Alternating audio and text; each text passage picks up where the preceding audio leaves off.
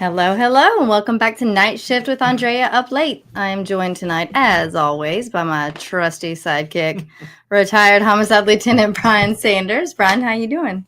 Great, and we're on time. And we're on time because basically it's before midnight. That's essentially our guidelines is sometime between when you eat dinner and before midnight on Tuesday nights. Every Tuesday night is the Andrea Up Late Night Shift extravaganza. And we're respecting other time zones. How about that? We're trying to help people in other time zones. I like that. That's true. We are all the way over here on the East Coast. So I mean, So maybe the people in California are eating dinner and can watch as they do that. Well, welcome back, everybody. Happy Tuesday to you. We're glad to be here. Hey to everybody in the chats. We got Butter Queen. We got Michael Hendricks, Tyler S. We got Brittany Faulkner. If I missed somebody, I'm sorry. But if you are new here, this is a live YouTube show every Tuesday night on the Andrea Up Late YouTube channel. We joke about the time, but usually it is somewhere between 8:30 and 9:30 is kind of start time, and we go from there. But life is life, so it's not always exactly at the same time. We just like to keep you on your toes, guys. Keep you on your toes. That's all, really. And then we drop it to wherever you stream audio podcasts, usually the next day. So your iTunes, Spotify, etc. If you do listen over there, if you don't mind to go on and you can download, you can hit the stars, the reviews, all the things. And so we like to engage in our chats.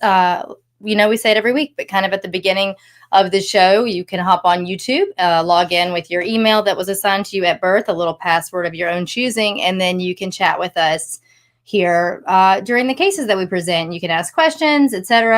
At the end of the show, we do like to kind of banter around and be silly. Try to save most of that to the end. So if that's not what you're into, that's fine. You can get your crime and kind of get out of there. Otherwise, hang around and chat. We love it, and we'd love to talk to you guys. But again, if you just like to listen while you're in your car or doing whatever, you can audio stream as well. And I'll always put the pictures included in the case on the Andrea Up Late Instagram page.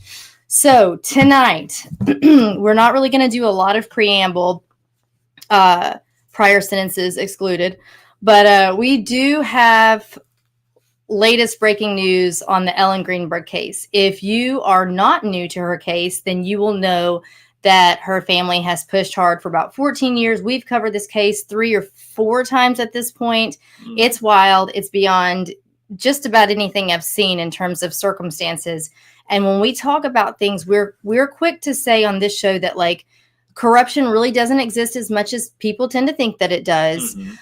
When it does happen, usually it's kind of isolated to one, a solo individual or a grouping of individuals, not a multi-layered situation. We also have covered cases where it kind of is just that. And when that does happen, it blows your mind, and it affects, the ripple effect it has is wild. And this case, I feel like is no different than that. So we're going to talk about all of those things. What you got? I was going to say, posting in my stories about tonight's episode, 3 or 4 people came out hey, I've been following this. Okay. That normally don't engage or whatever. Yeah. Okay. But I thought that was interesting that I know. Yeah. I think it's. Yeah, I think that just a few. This is a case that took place in 2011. I'm not going to go over start to finish the case tonight. We have had that in multiple prior episodes, so you are welcome to go back and listen to those. We've covered it actually, I feel, pretty thoroughly. And our last, I almost feel like the last show I wasn't going to, and we did. We dove into the whole case, and then with the updates at that point. But now we come to you with some more updates. And if you are new to the case, you'll glean enough from tonight to understand what's going on. And it may pique your curiosity to go back and listen to some of the other details. But what the family has been waiting on, if you remember, in 2011, Ellen was found dead in the kitchen of her apartment complex, her apartment that she shared with her fiancé, Sam Goldberg. Okay. So Ellen was a 27-year-old first grade school teacher, a bright and bubbly, cute thing. She was the only child to a couple out there. They were up in Pennsylvania. I'm going to pull up a picture so you can kind of see. Here's Ellen, adorable Ellen. And here is Ellen and her fiance, Sam Goldberg. Okay. So when she was found, she had, I believe it was 23 stab wounds. This would be to include her chest, her abdomen, her neck, the front and back portions of her neck, her scalp. And it was wild. She also had, I believe, 54 bruises counted. Her fiance, we'll play the 911 call for you. It's one where, we do talk about 911 calls a lot because we know that you can't, in a certain way, you can't glean a lot from them because everyone processes trauma differently and acts differently in the event of something so shocking. But there are just a few things behaviorally that you can pick up on. And we have 2 or 3 or 4 911 calls over the past few years that will play occasionally that kind of have some of these same, they are consistent in themselves of some kind of questionable deaths. And usually it's the sole person there when the other person has died. And it's interesting. It's interesting to listen to certain way people describe things and talk on these calls. And this call is no exception. So we're going to play that. But at the time Sam called 911, proceeds to tell the dispatcher that he believes Ellen fell on a knife. You're going to see photos from that crime scene. We're going to discuss the positioning of her body and why that doesn't make any kind of sense. And then some cops get there. He says that she must have committed suicide because she had been struggling. And we're going to go into all of that. And basically, long story short, the medical examiner, so you're going to hear me say the ME often. It's just a little bit easier than medical examiner all of the time. The ME at the time, Dr. Osborne, initially got the findings from her death and deemed the manner of her death as homicide right off the rip. Weeks later, there was a meeting that included someone from the DA's office, someone from Philadelphia Police Department, and Dr. Osborne, the medical examiner. And soon after that meeting, we came away with a new ruling of suicide, and there it has stayed.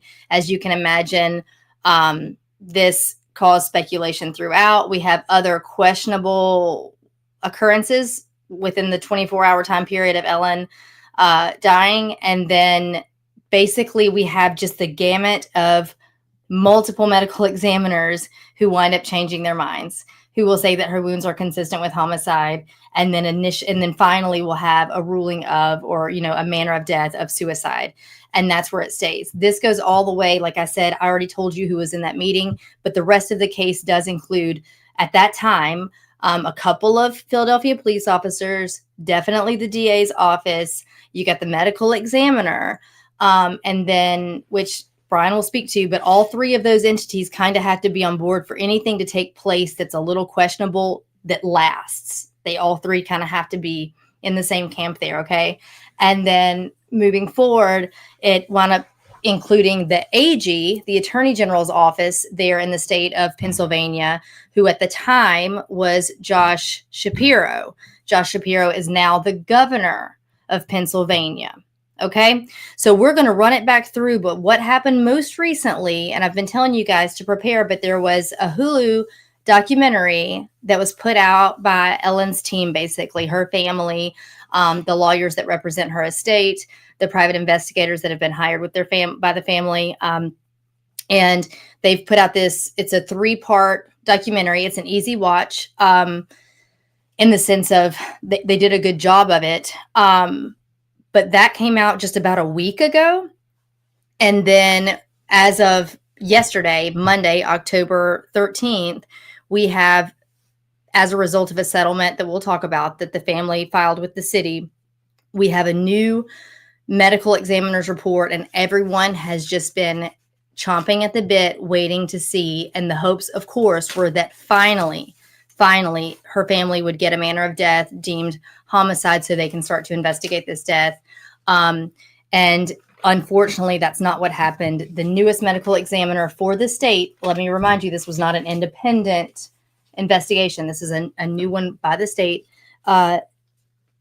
remained of the findings that this was a death by suicide. I'm going to say that I cannot bring myself to say unalive constantly throughout an entire show. YouTube doesn't like it. It's whatever. We don't get paid by YouTube anyway. So it's fine. In saying that to you, though, I will show you just so you have an idea, and then we're going to go into this stuff way more in detail here in a few minutes. This is a computer rendering of the injuries that Ellen sustained. One knife was used, okay? So when you look at this, don't get confused. Only one knife was used, but these were the amounts of times and the locations on her body where that knife was used, and we're going to talk about the depth of those wounds, etc. So these are the places that Ellen had stabbings or cuttings or lacerations from one knife. By the time it was all said and done, that would be 23 of them total. Okay. So when we talk about a suicide versus a homicide, that's what we're looking at. So tonight's show is only a little different in the sense that I am going to basically just skim the surface of recapping the case, but mainly what we're going to do is go through the 32-page report from the newest medical examiner that just came out yesterday. So that's what this is. I'm not going to read it 32 pages verbatim to you. Don't worry. That would be terrible. But we are going to talk on it and see kind of how she came to the conclusion that she came to. Mm-hmm. Do you have anything to add before we get started? I do not. I do think, even as you can see in the comments, I think because this case is so, what seems like straightforward on the surface, mm-hmm. most citizens would just be like, I don't understand this. That diagram is pretty damning. We got to remember it's a diagram generated, but also, and we'll get into it. Yeah, but with very specific, like with actual specifications right. of where things took place. So when we talk about recreating, that I think that image is a great visualization of why you have to recreate a crime or an incident or a suicide. Yeah.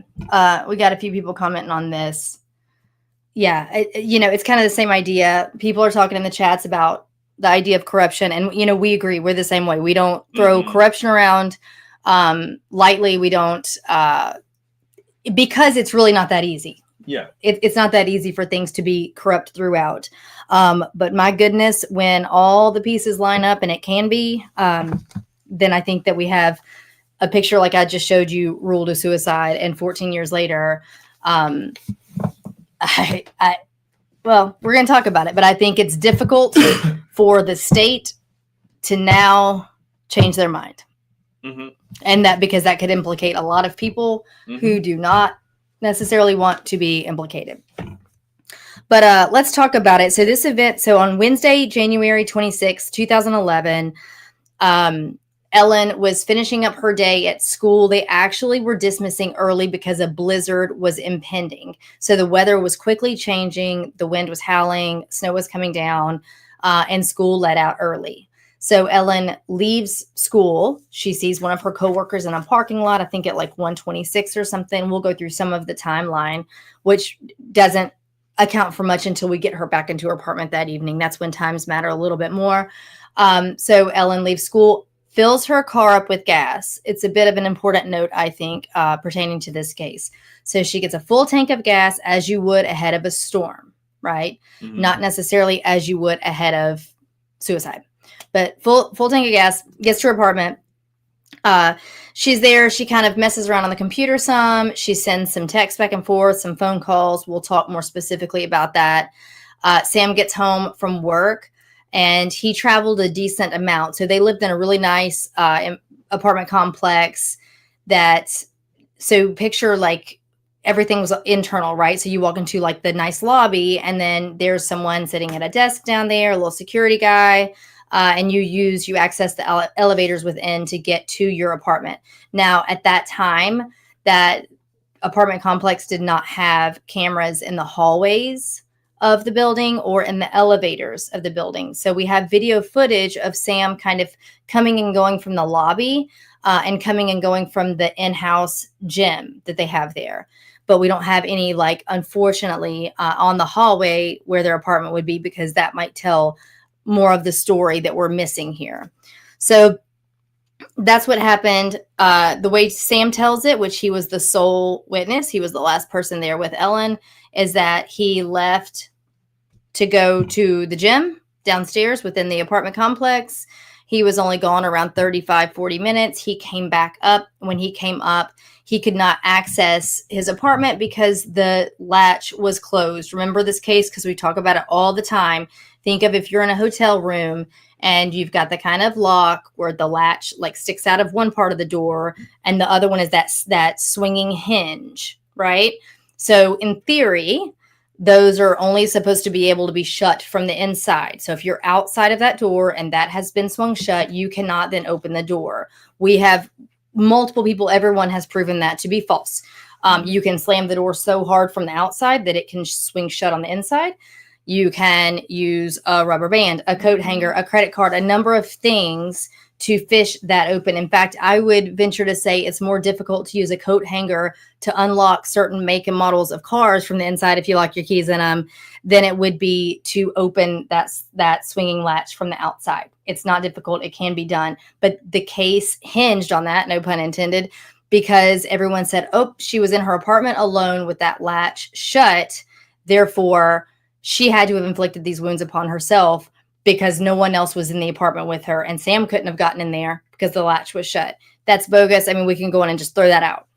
Whether or not Sam did anything, that the latch theory is gone. You can get in from the outside when that's the case. So let's see here. I am going to kind of go and just give you a brief outline of the day. Like I started to tell you about. Actually, you know what? If you want to say your piece, I'm going to go in and pull up the call. I was just going to say the all this talk about the latch, but no one ever saw the door actually shut or latched or him, entering it. But yet we still, not we, but they are talking so much about a latch that no one saw secure or saw him. The most we have for that is that there was a neighbor that says the neighbor did nothing wrong. I mean, he's just being interviewed a little bit and says that he saw Sam outside of the apartment and that Sam told him that he was trying to get in, that it was locked. And about 15 minutes later, he says he walks back out of his apartment to tell Sam, hey, maybe if you go downstairs and ask the front lobby or whatever, they'll give you an extra key. And he says around that time, he saw Sam try to push at the door. And since it didn't open, he knew it must be latched from the inside, he being the neighbor. He will also say, I didn't see it latched. But he was told from Sam that it was latched. So then, of course, that's his conclusion as well. I'm not going to draw parallels between this case and the Aaron Solomon case with the death of Grant. And in most ways, it's actually not similar. 911 calls to me are very, very similar. And the fact that you have the one sole person that was the last person with the decedent around a suspicious death, and the fact that everyone's taking what that one person says immediately without an actual investigative process. Like they say the thing, even though the death looks really strange to what they say happens, but since they say it, it's done, it's wrapped up, and it's thrown away, it's, ignored or whatever. And so that's kind of what happened here as well. I'm going to go on and play this 911 call for you. And then we'll get into it because I feel like it's important. Now, to be fair, I didn't pull this up ahead of time like I should have. So I'm not certain with the source of this 911 call if they're going to have anything to say in between it. If that's the case, then I'll try to turn down. No, I just walked into my apartment. My fiance's on the floor with blood everywhere. What is the address? 4601 Flat Rock Road. Please come help now. 4601 Flat Rock Road. Is this a house or apartment? Oh no! Oh no! It's an apartment. What apartment number? Please hurry, Where please. is she bleeding from? I don't know. I can't tell. So you have to calm yourself down in order to get you some help. I'm sorry. I don't know. I'm looking at her right now. I can't see anything. There's nothing broken. She's bleeding. Ellie. You don't know where she's bleeding from? Can't see where the blood's coming from? I think her head. I think she hit her head, I think. But it's everywhere. Okay, it's everywhere. Think she might have fallen? Do you know what happened? She may have slipped. There's blood on the table. Her face is a little purple. Okay, hold on for rescue for her. Stay on the phone.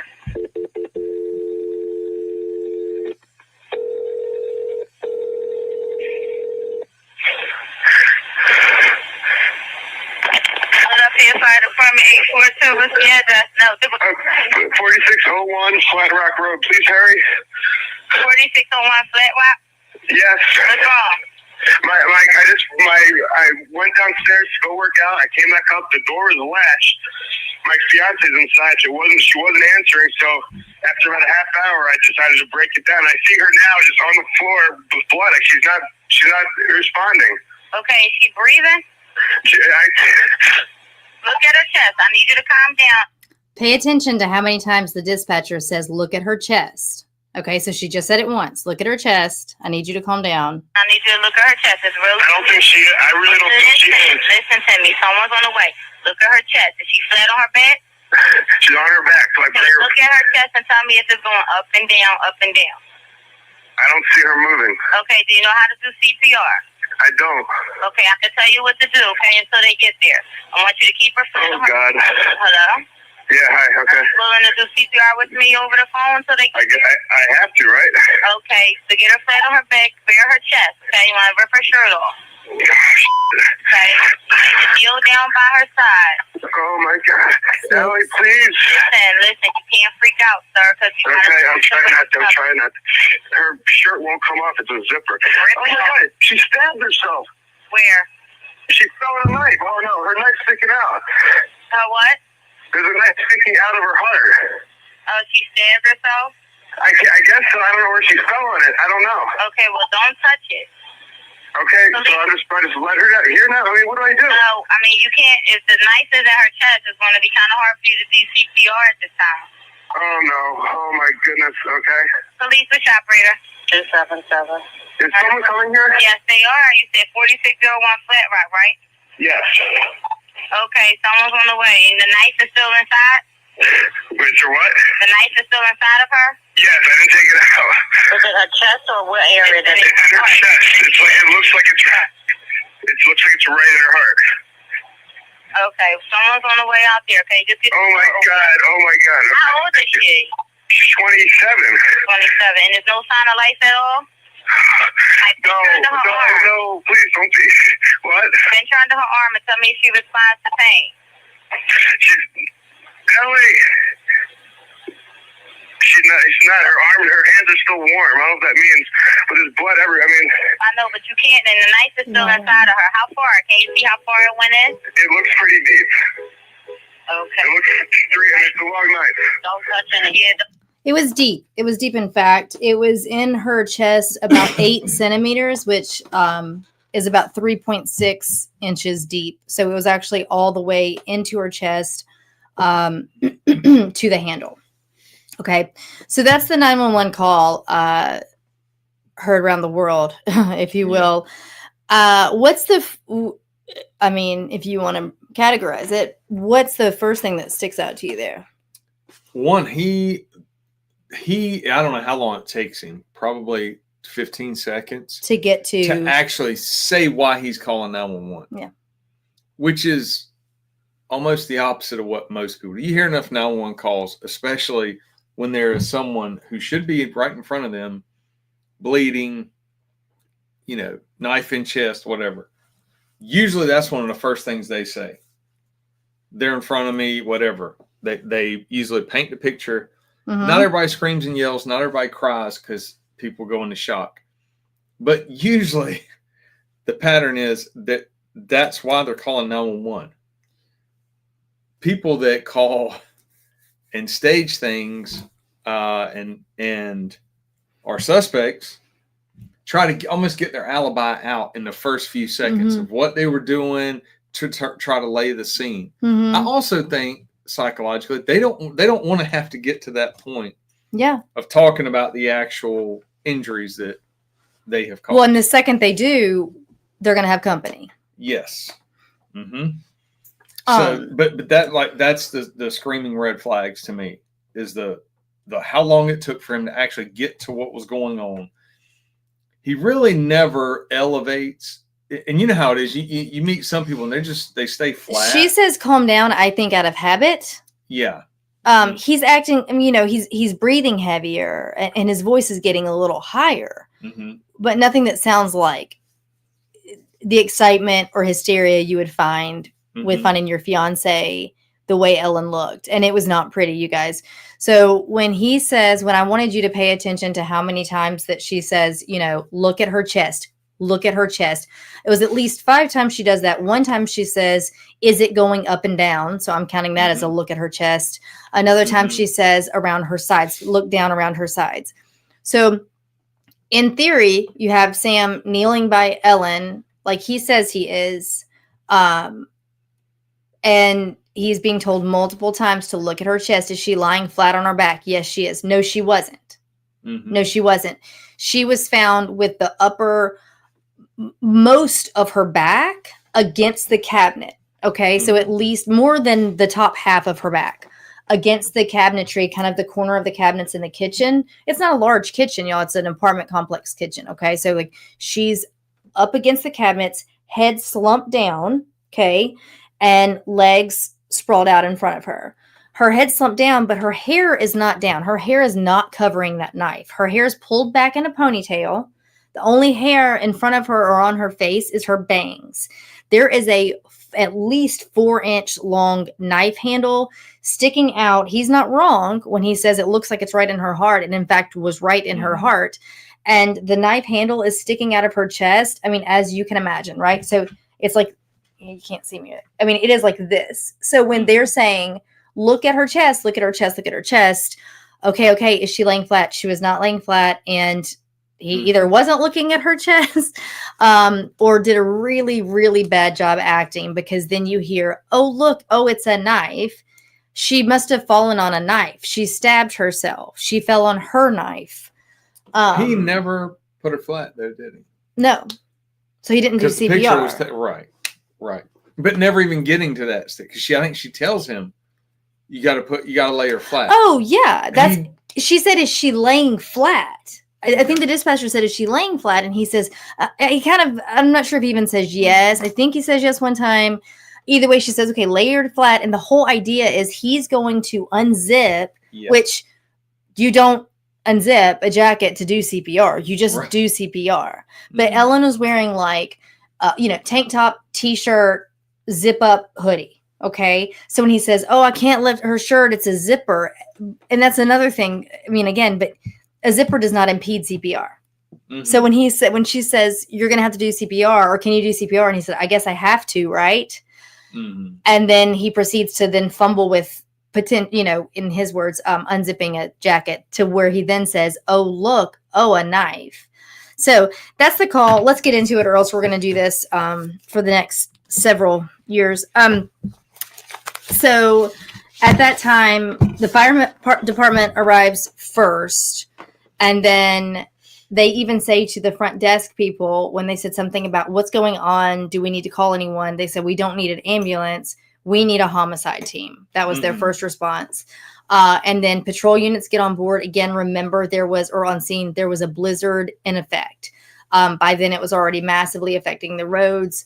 It was a big one. So they meaning the rest of the team, homicide, other people who would normally probably be trickling in at this point were not yet there. So the original patrol officers get there. Sam says immediately, the narrative is she must have killed herself. They say, okay, guys, right on, and leave. He said that he busted in the apartment, like forcibly, with the accompaniment of a security guard that worked downstairs in the lobby. We are not going to spend 30 minutes on this. We know now that was not the case. The security guard in the lobby has since made multiple written statements saying that I did not in any way assist him upstairs. He asked me if I could bust in the door with him, to which I declined and said, I cannot bust in your door. And there's video security footage of the security man not leaving his desk. And there is footage of Sam, in fact, getting on the elevator and going back up to the apartment completely on his own. Yet he does paint the narrative that he was accompanied. I think he fully wanted to be accompanied by someone so that he is less implicated, because if they bust in the door with him and they both surprisingly find her lying there, that removes him a little farther from anything that might have happened in the kitchen that night. So basically, the Lindsay Simon is who conducted the autopsy as a result of Ellen's family winning the settlement a few months ago. Okay. So she finally did. In fact, they did it under being compelled, because when her parents, long story short, won a settlement a few months ago that was a long time coming for them, they were trying to get her case opened up just so that they could investigate it all, all these things. And so instead of actually it becoming an investigation, the state was like, or the city was like, actually here, and tossed them a settlement of a still yet undisclosed amount that has been noted to be pretty big, a pretty staggering amount of money the city threw at them, basically. And the stipulations of that money coming in would be that they no longer, they don't file a lawsuit with the city based on Ellen's death, but also that they would reinvestigate or reexamine the autopsy findings. So when they did that, they were supposed to do it in an expeditious manner, or, expeditiously, I think is the word they used. And when it was not, in fact, expeditiously, they compelled them. They had to go to court to compel them. They did. And the findings were due by today. And they came in fact, on Friday for the family and released to the public yesterday. So that would be Lindsay Simon, who is the chief medical examiner now in the Philadelphia Medical Examiner's Office, or MEO. Okay. So you need to know that Ellen's case has been reviewed by many notable MEs over the years that took on, doing this kind of independently for the family. A couple you've heard of: Henry Lee, Cyril Wecht. We're talking Jean Benet, OJ. I mean, you name it. Any case you've ever heard of, just about, a lot of these guys were on those. Okay. So let's talk a little bit about what she found. So she says that she basically goes through the entire narrative of the entire case from start to finish. So she's talking about a separate report written by the MEO talking about Osborne, the first guy who declared this initially a homicide and then a suicide. And she says that the investigator noted that all information contained within the background section of this report was provided by the police at the scene and the fiancé. And what she's talking about is the fact that Sam said that he was accompanied into the apartment by the security guard. She doesn't really say that that's false in this report, which, again, this was just days ago that she ran this report, and we've known long since that that was false. So that's just kind of a hiccup. I will tell you, and this sounds like a nitpicky thing, there are so many typos in this autopsy from her that I just feel like when you know that all eyes are on you and you're going to be like the definitive fact, like after all of these autopsies and all of this talk of corruption and all this stuff and weird secret meetings and all these things, like you'd think this would be fully on point, and there are multiple typos.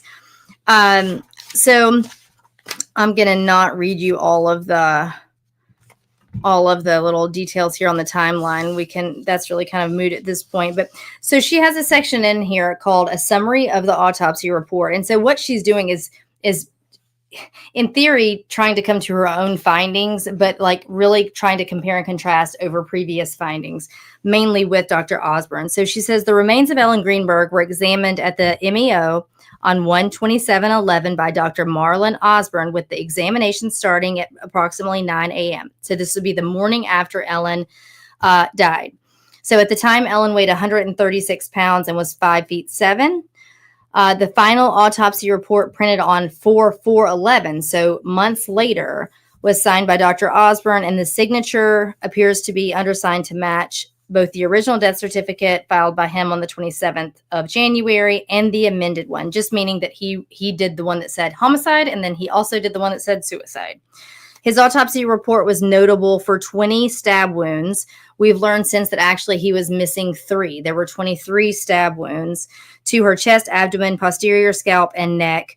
And he just labeled them with the letters A through T. So that's how they describe all the wounds. We don't need to get into that point just yet, or really for this case tonight. But we have one to the posterior scalp, which let's just look at a picture of that real quick. Let's see. If you look at this, again, it's the computer rendering, but it gives you a picture, an idea of the depth of that wound to her scalp. So that laceration was just as big as it looks on there, and it actually had bone visible. So again, if you're considering the fact that she committed suicide, just know that that's one of the things she would have done to herself as well, is slash. Ellen was right-handed. I confirmed that with family a year or two ago. And so these knife wounds were almost all had different pathways. So when you hear pathway, that means where they go on front to back, back to front, or left to right, or right to left. And then it gets even more scientific in terms of, like the degree of the angle and those kinds of things. But the big one to the back of her neck, this one here, the one you'll see that's labeled in, that actually goes 7 centimeters into the back of her neck, which is about 3 inches.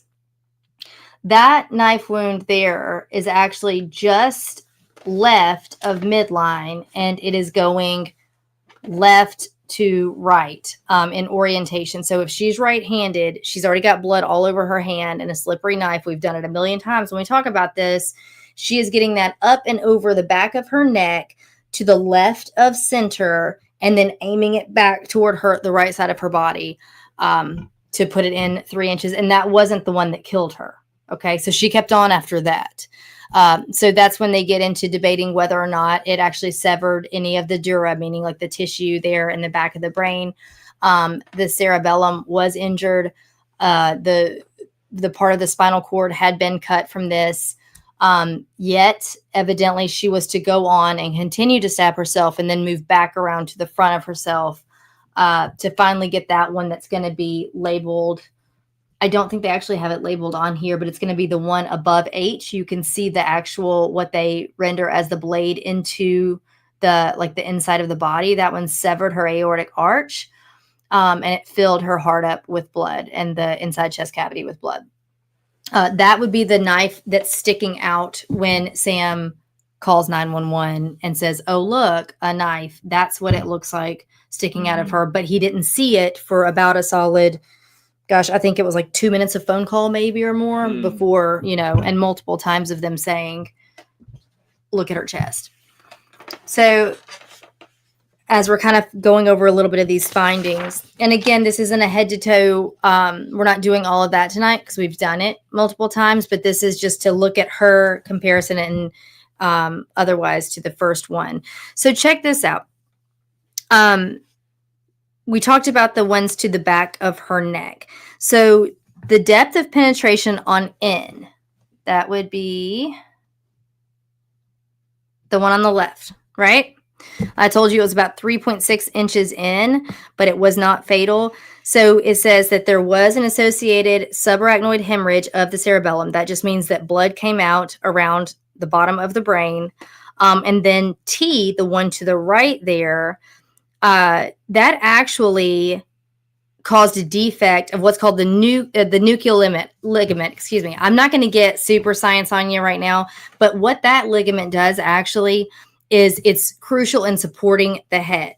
Okay, so it provides attachment points for your trapezius, your traps, right? You go to the gym, you work your traps, like all these muscles right around the neck. That's kind of like the anchor point for those muscles that come in and go to your neck. The reason this is so important is because this particular ligament limits like excessive head flexion. So it keeps your head it keeps you from being a bobblehead. It keeps your head from going all over the place. It helps you hold your head upright.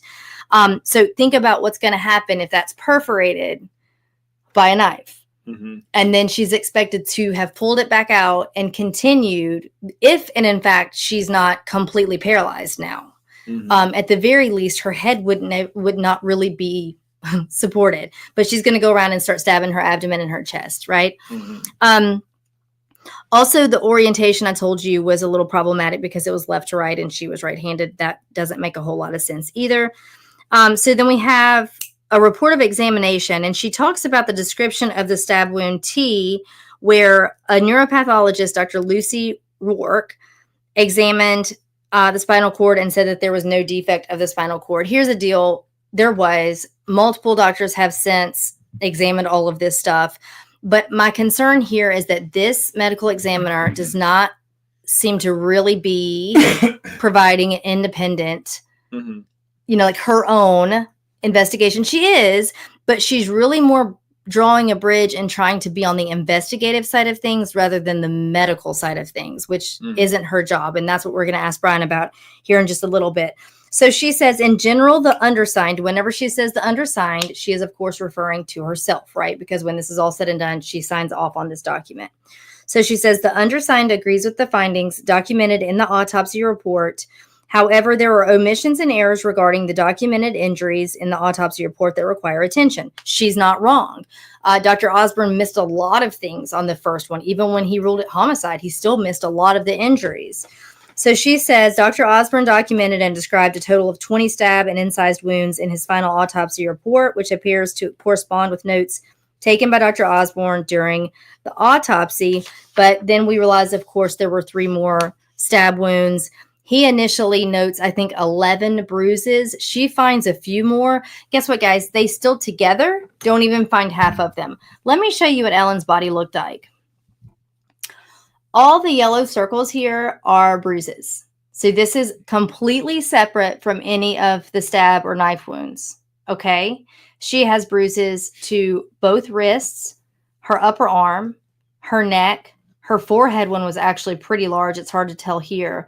Her chest, her hip, down the outside of her right hip, her thighs, and the front of both of her legs on her shins. Okay. Now, an important note, and we went into detail about this last time about each one and the size and shape. The ones on her arms almost were all consistent with fingerprint shapes. They were all circles around the size of, like, let's say between like a dime and a penny, circle size. Okay. They're all in soft tissue. If you work around people, if you work in healthcare, if you work with children, you'll learn that, one of the things you pay attention to is when you see a lot of bruising on soft tissue, meaning places that don't often get bruised. So you're not often bruising your abdomen, the sides of your neck, your forearms in a certain kind of pattern, your upper arm, right? Like, yeah, maybe if I hit my shoulder into a corner of a wall or a cabinet or something, but not consistent with the types of bruises she has. Another thing to know is that these were in various stages of resolution. So some were fresh, some were a little bit older and healing. So all of this does indicate that there was potential domestic violence going on, something going on in the house, because Ellen has a ton of bruising. Now, I'll go on and just spoil it for you here. This medical examiner, as of this week, says that they would be, while Ellen stated that she was happy with her fiancé, these could be consistent with just everyday walking around and bumping into things, such as being a first grade teacher. That's her words. So I personally, like Andrea personally, I'm clumsy. I run into things all of the time. I pretty consistently have at least 1 or 2 bruises on me. And that's when I know that I'm running into things constantly. I've never had 54 bruises on me. This really doesn't make sense. I think that a big takeaway that I got from this is that she relies heavily on circumstantial, she being this newest medical examiner, heavily on circumstantial things when it comes to just her idea of what Ellen's life looked like. But then when it comes to look at the actual science, like the actual medical portion of it, which is her job, then she always has used the word hypothetically. Dr. So-and-so said that potentially Ellen could have been restrained with wrist, ligatures because of the bruising. Yes, while she has 3 bruises to her right forearm and her left forearm circular in shape, hypothetically, this could be from someone grabbing her, but all accounts show that Ellen was happy with her fiancé. Therefore, I do not think ligatures were used. Quite literally, this is the type of stuff. That's not really the opinion I feel like she's asked to give, right? I mean, I don't. Yeah, if she had whatever information given to her, let me back up. It reads strange, the Emmy's report in general, like those phrases, because often all the Emmy is going to do is explain the injuries and then possibly be able to explain how and why they happened, which leads to the classification.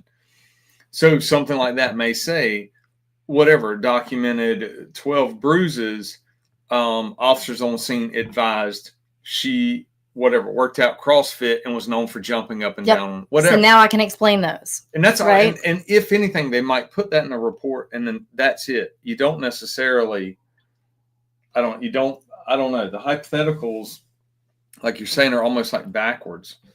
You know, you're I'm about to say hypothesizing. I'm going to stop talking. Go ahead. Sorry.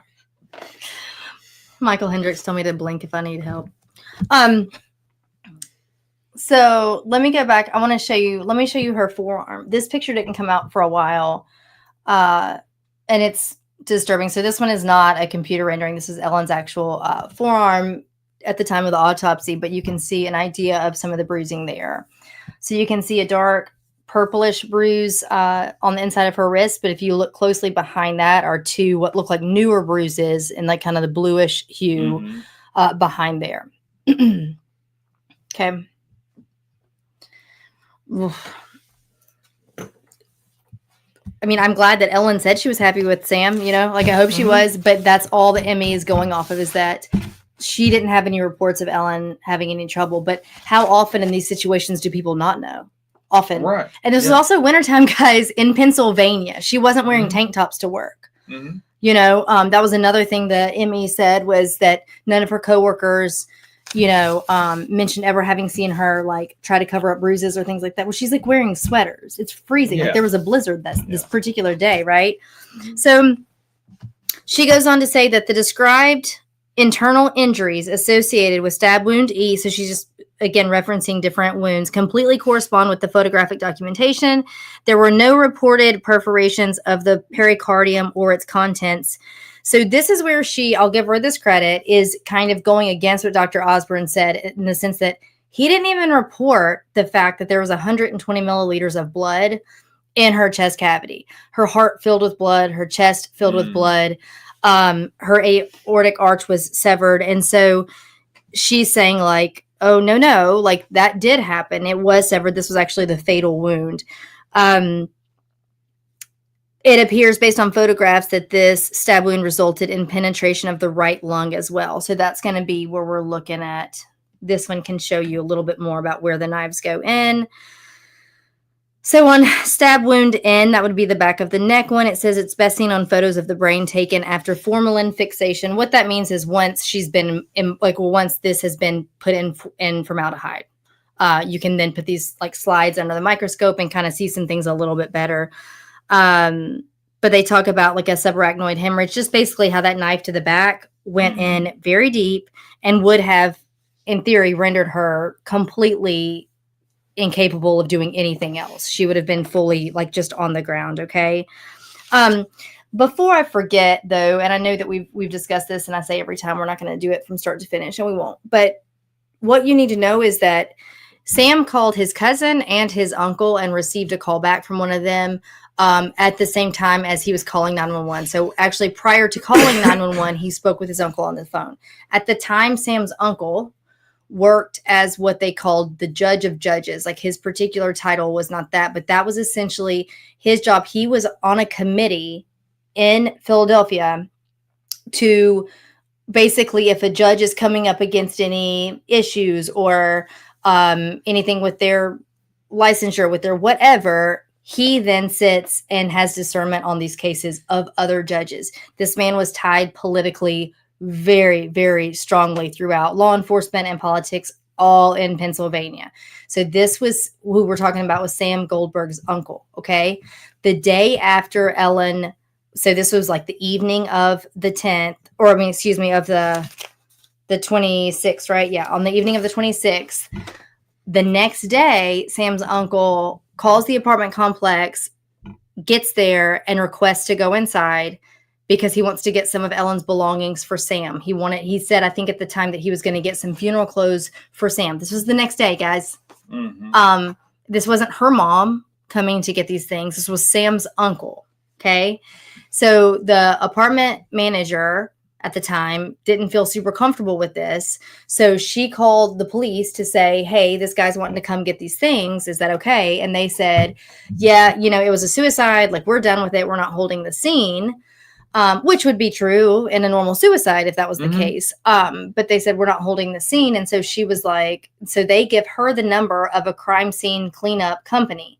So she calls that so that basically the family isn't, having to see and witness what was in there from the night prior. Well, this was, again, for Sam's uncle. So she calls, they come clean it up. So now any scene you have, anything is completely professionally cleaned the next morning.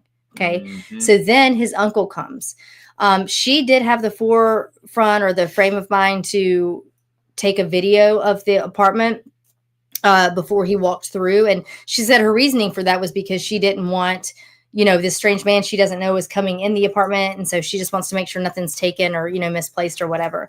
So instead of leaving with funeral clothes for Ellen, Sam's uncle leaves with every laptop in the apartment and every cell phone in the apartment. It's important to know that Ellen's toiletry bags were all packed, zipped, and on her bathroom counter. Her cell phone at the time was on top of her toiletry bags in the bathroom, not in the kitchen, where it looked like she had been in the middle of cutting fruit. She had an orange sliced up in front of her and a bowl of blueberries and a colander. The sink was dry. She had not yet rinsed them, or she had, and many hours went by before 911 was called.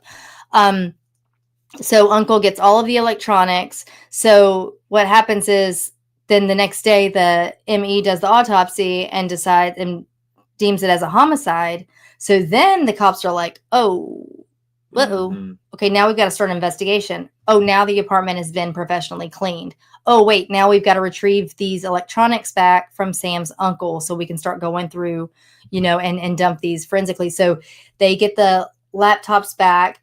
And then that's a point of contention because you'll hear them talk often about Ellen looking up suicide on her computer, and these weird entries of painless suicide and quick suicide are on her computer.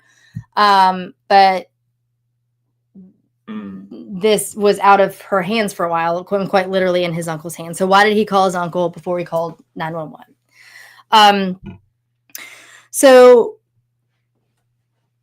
there was a bruise on her forehead that Osborne never mentioned, and it is a big, giant oval. Like I said, 50-something bruises, 23 stab wounds. Let's get right to it here. So she says this, or the neighbor says, while this neighbor couldn't see the latch engaged at this point, they reportedly noticed the latch reverberating and making noise when the fiancé pushed on the door. So according to neighbor A, it was clear the door was latched. The reason this matters again is because was Ellen in there alone? Did she lock the door on Sam and kill herself, or did she not? That's really all this comes down to. When he says he forcibly kicks in the door, the screws don't even fall out onto the floor. So what you see, the door jamb is fully intact. What you see is screws barely just kind of pulled out of the wood a little bit. There's not a mess. There's not hardware lying on the floor or, sawdust or whatever anywhere. And again, the door is fully intact and so is the jamb. None of that looks like the door had actually been kicked in. So an argument is made of whether or not the door was actually locked the whole time or not. Was that just part of Sam's story? So that's something to consider. Again, this ME is relying heavily on circumstantial, he said, she says, to form her medical professional opinion. So basically, this newest doctor goes on and on and on about Ellen's psychological report. Ellen had been under the care of a psychiatrist for 3 sessions. She had been to her 3 times. She had gotten on a couple of different anti-anxiety medications. Ellen was having trouble with kind of just things were stressing her out a lot. So this ME uses the word anxiety. I highlighted it on one page multiple times. The big takeaway is never was it suicide. So she never expressed suicidal ideations. In fact, on one of the 3 visits to the psychiatrist, she said, do you ever consider self-harm or suicide thoughts? And Ellen said, no, I don't. And she had never expressed to any friends or family she'd ever felt that way. That was never a part of her history. Okay. In fact, even like a little bit of depression, not even really depression. It was mainly anxiety. She started to be almost compulsive with cleaning when she would get anxious. She was stressing about her job because all these grades were due that night, to the point, let me pull it up because I believe her diagnosis eventually was essentially like anxiety with like a lack of adaptation. Like here it is, adjustment disorder with anxiety. So just like new things would kind of stress her out. But I mean, everything was anxiety. Nothing was self-harm or threat to self or anything like that. But this ME writes for pages that was the case. And that's part and parcel, actually a big part of it, why she goes on to deem this a suicide. But it's work stress. Work stress does not equal suicidal thoughts. It's not work stress because she sees traumatic things every day that she's bringing home with her. You know what I mean? She's literally stressed to get grades in for these kids in first grade. Like, not to say that doesn't provide stress, but that doesn't provide suicide. You know?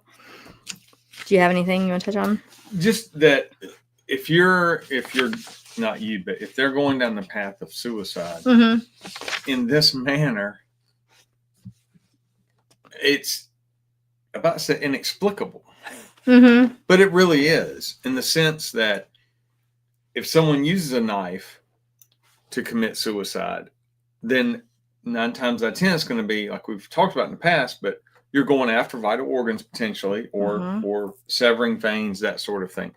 There's really no reason to start stabbing yourself in the back. Now, I can explain that if someone has paranoid schizophrenic, and they're having delusions or thoughts that there's a probe in the back. She doesn't have any of that. Exactly. So basically, just a synopsis of those 3 appointments. The first one, she described having a feeling of being anxious for a couple of months. You guys, she had even talked to her parents about moving back home, to which they even discouraged her because they were like, well, why do you want to move back home? Like, stay there, work on your job. She lived not far from them in Pennsylvania, but she wasn't in the same like hometown that she'd grown up in. So she had just recently talked about moving back home. I told you a lot of her stuff was packed the night of her death. I think that a lot of domestic violence victims will tell you that the most dangerous time is leaving. Yeah. That's always the most dangerous time for a victim. Not that she was going to leave that day, right? The blizzard came. Maybe she had planned and didn't expect the blizzard, right? But it's just something, we don't know that that's what happened, but it's definitely something to consider. And as far as I'm concerned, that's a closer draw than some of the stuff that this medical exam. To me, that's a closer draw than thinking that she's stressed about getting grades in as a teacher, so she's going to kill herself. On her second appointment with the psychiatrist, Ellen had expressed that she had even been looking for a job back home in her hometown, but had not found one yet. She had plans to leave. Ellen was leaving. Ellen denied feeling suicidal during this session, and the records indicated that Ellen switched from Zoloft to Klonopin. So they're just kind of tweaking meds. Hey, guys, that's normal. That's what people do. They go and they're like, I don't like the way this one kind of makes me feel, or it makes me sick to my stomach, or it's not helping with these symptoms, or it's keeping me up at night, whatever. And then they switch to something different, and that's exactly what they did. So on her third appointment, which was January 19th, so this would be just 1 week prior to her death, the records listed a diagnosis code for adjustment disorder with anxiety. Everything, again, is based and rooted on anxiety. So when we go back to her autopsy, the forensic toxicology test results revealed what they consider subtherapeutic levels of zolpidem and clonazepam. So that would just be your Klonopin and her, I believe, Ambien she was on. Okay. So subtherapeutic levels, all that means is it wasn't enough to achieve the desired effect. So that means that, and she had even told her psychiatrist that she wasn't always taking some of these medications because if it made her sleepy, she couldn't stay up late to get her work done. So, I mean, she was fine. I mean, she was sharp. She was fine. She was not suicidal. She had anxiety. That for her, it did cause a problem in the sense of she needed to seek help for it, and it was affecting her day. It wasn't affecting her life that she wanted to end it. So a mixture of at least 2 DNA profiles were recovered from her underpants, but that would just been hers and Sam's is what it came back as. So that makes sense.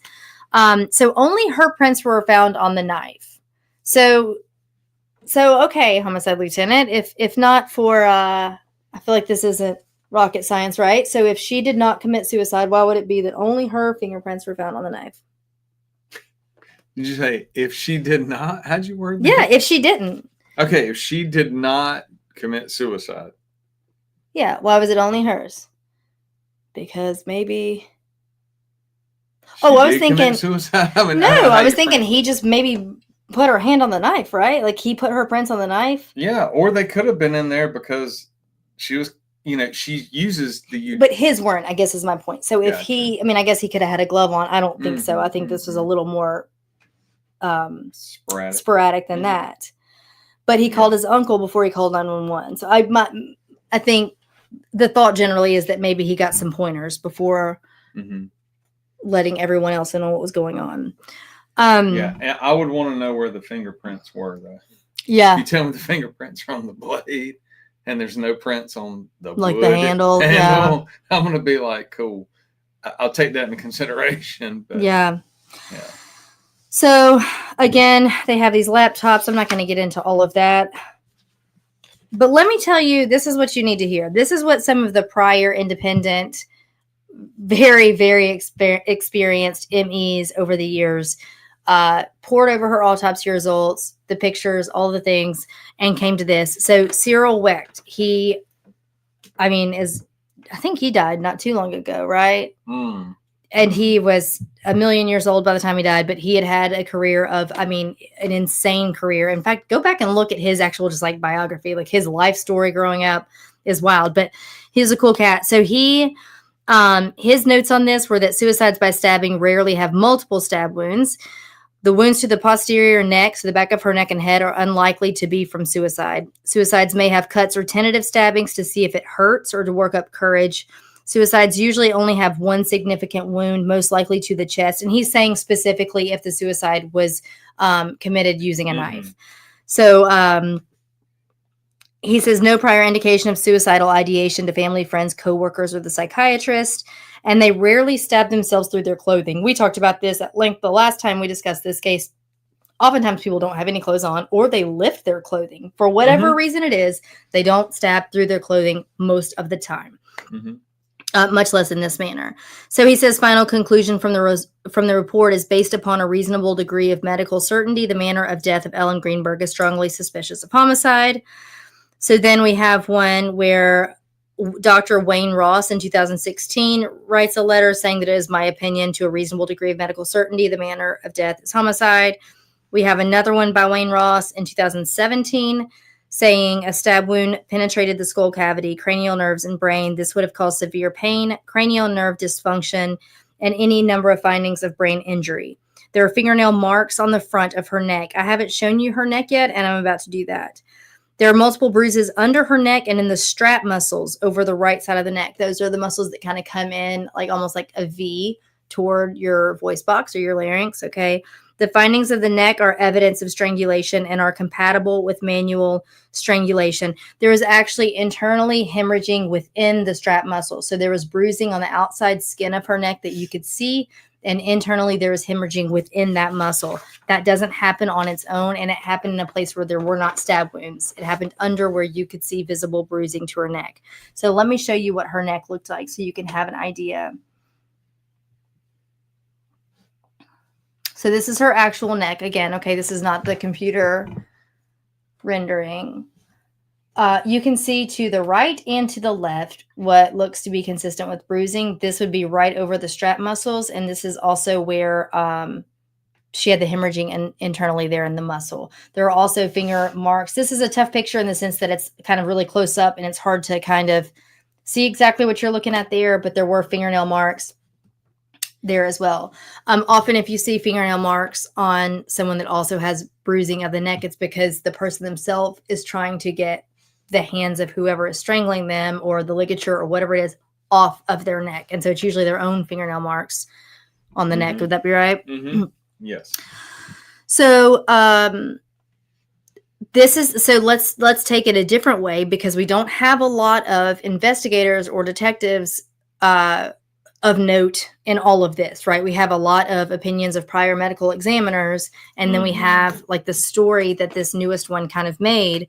But this is actually Detective Scott Illman. And so in 2017, he went through everything. He reviewed the autopsy photographs, scene photographs, the report, all of these things. And he comes back to say, the bloodstains on Ellen's face are inconsistent with the position of her body when she was found. Okay, now this across the board has been the case. Not anyone's really disagreed with this. The bloodstains on the front of her clothes are consistent with Ellen being seated with her head tipped forward when the stains were made. Meaning when she went forward and she has all these wounds to her chest and her neck, her clothing was covered, had a lot of blood on it. Her pants were very, very bloody. Okay, there was more blood on her clothing than on the floor around her. The blood staining on the floor at the scene was minimal compared to the blood staining on her clothes. There is a patterned blood stain near Ellen's right hand, which may be consistent with a shoe print or something else. So this would be a little bit more like this picture here. But this one doesn't show. They're very careful. So they released these pictures really in anticipation of the documentary. And prior to that, they hadn't really released many photos of her. There were pictures of the scene with a couple of spatters of blood, but not to include her body. So they did go on and release kind of limited photos of it, and that's perfectly fine. We don't need to see all of that. But this doesn't show, that shows you the area of where the patterned blood print is. It just doesn't show you the actual patterned blood print. Now, I will say, depending on the source you read, someone will say that that is consistent with her Ugg boot that she was wearing. Others will say that it was not. You know, I don't know. It didn't. I think it might be more than likely hers in that scenario before she had fallen to the ground, because I feel like if it were his, there would be more of them. Mm-hmm. Another thing is, why weren't there his footprints there? There was blood around her body. If he was to be attempting to render aid and at her side when he called 911, why weren't his footprints there? That's a good question. There were white marks on the counter, or on the cabinet, excuse me. And that was kind of it. Like, it almost looked as though to the left side of her body, things had been kind of wiped or cleaned, and to the right side of the body, not as much. I don't know if that was a time situation or what. So Ellen was not in the position in which she was found when the injuries occurred. We know that to be true. So we're going to talk a little bit more about the blood. So blood was going in a direction like across her face toward her ear, which means that her head would have to be back for that. She was found slumped over forward. There were other inconsistencies in blood pattern on her body with the way that she was found. There's an inconsistency with the way Sam says she is, you know, in his like prior attempt to give CPR to talk about it, and the way she was found. Okay. So we also have a report by Elaine Pagliaro and then Dr. Henry Lee. You've seen Henry Lee on a lot of these big name cases. And so this was in 2018, and they say the kitchen of the apartment is consistent with the primary scene of the incident. That just means this didn't happen throughout the apartment. Everything took place right there in the kitchen, kind of in that one area. The swipe patterns of blood on the lower kitchen cabinet are consistent with having been formed when Ellen fell to the floor. So everybody goes back and forth on this whole no defensive type wounds are seen. So the ME, the most current one, will say that that points to suicide because there were no defensive wounds. Have you seen Ellen, you guys? She was tiny, teeny tiny. Okay. It wouldn't take a whole lot to be incapacitated if someone kind of gets a surprise attack on her. Okay. So I'm not saying she's not strong or not feisty or whatever, but if someone is larger than her and there's a bit of an argument and she's kind of assaulted without knowing it's going to happen, then yeah, I could see there not being defensive wounds because she's knocked out or whatever the case may be. Remember that giant bruise on her forehead? Who knows? Remember the bruises around her neck? One of the doctors has even said that he thinks that she was likely incapacitated by manual strangulation, and then the rest took place. Bloodstains on Ellen and in the kitchen are consistent with her having been upright and in the kitchen when she received some injuries. There is no indication of cleaning in the area of her right hand. Blood flowing in different direction on Ellen's face could mean that she moved after receiving some of her bleeding injuries. So it looks like she was in a standing position when she received the initial injuries, but then on the floor with her head leaning forward. And the final conclusion of this report, the Dr. Henry Lee one, is the number and type of wounds and bloodstain patterns observed are consistent with a homicide scene. So we just have these. I can read these guys. There's a ton of them. These are different doctors who have reviewed this over the years who all say that. They all say the same thing. Basically, if they're not working for the state of Pennsylvania, they're saying that it looks like a homicide. So this one would be Michael Woodhouse, PhD. This was a biomechanical analysis. So this one's interesting because he kind of comes to it from a different perspective. He's not a medical doctor. It's a biochemical analysis. And it says stab wounds of the posterior head and neck are not consistent with self-infliction. And basically, again, copy paste everything I've said from prior physicians and different things like that. So he says that she would have had impaired coordinated motor activity had she sliced the back of her neck and then needed to continue to cut, right? She would have had impaired motor function due to the injuries to her chest and abdomen, therefore not consistent with self-infliction. And then we talk about the various stages of healing to the bruises on her body, and that looks more like assailant-oriented trauma, not self-infliction. So this other doctor actually goes so far as to touch on the bruises, which most of them don't, since that's likely not anything to do with the manner of her death, because they were older bruises. However, he's saying, hey, this is something to pay attention to. These are not consistent with her having done these to herself or by running into stuff. These are assailant-oriented bruises. Final conclusion of this report, Ms. Greenberg's manner of death is not biomechanically consistent with suicide. We have Dr. Wayne Ross saying that she was incapacitated by strangulation. He's one of the first ones that I read that came to that conclusion. And then once people started looking at that a little bit more, that looks actually very likely to have been a possibility. So let me read you also.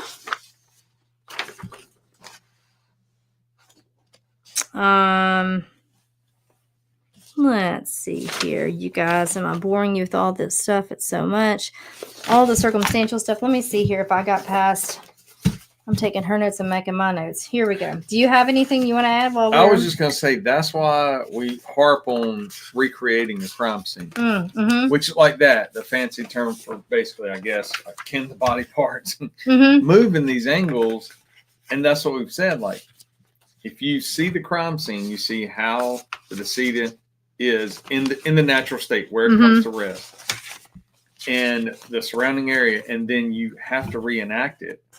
And if what you're being told, at least by the initial officers on scene, is, hey, Cuddy said that this was self-inflicted, whatever, she must have cut herself, then you look at it and go, okay, how can someone physically do it, right-handed or left-handed? Even if you say she's right-handed, that doesn't mean she doesn't have a knife in her left hand and still harm herself. But at some point, you're having to look at, like, this is almost, these angles are just so strange to have to get in to do it. And you got to remember, you're doing it in emotion enough to put the blade through the skin to break the epidermis and to go. And even just the simple thing we talk about of the slipperiness of it all. There's going to be blood all over your hand, all over the knife. And that knife did not have, we talk about it often, but like that backstop, that shield or whatever between the handle and the blade. It was just a straight.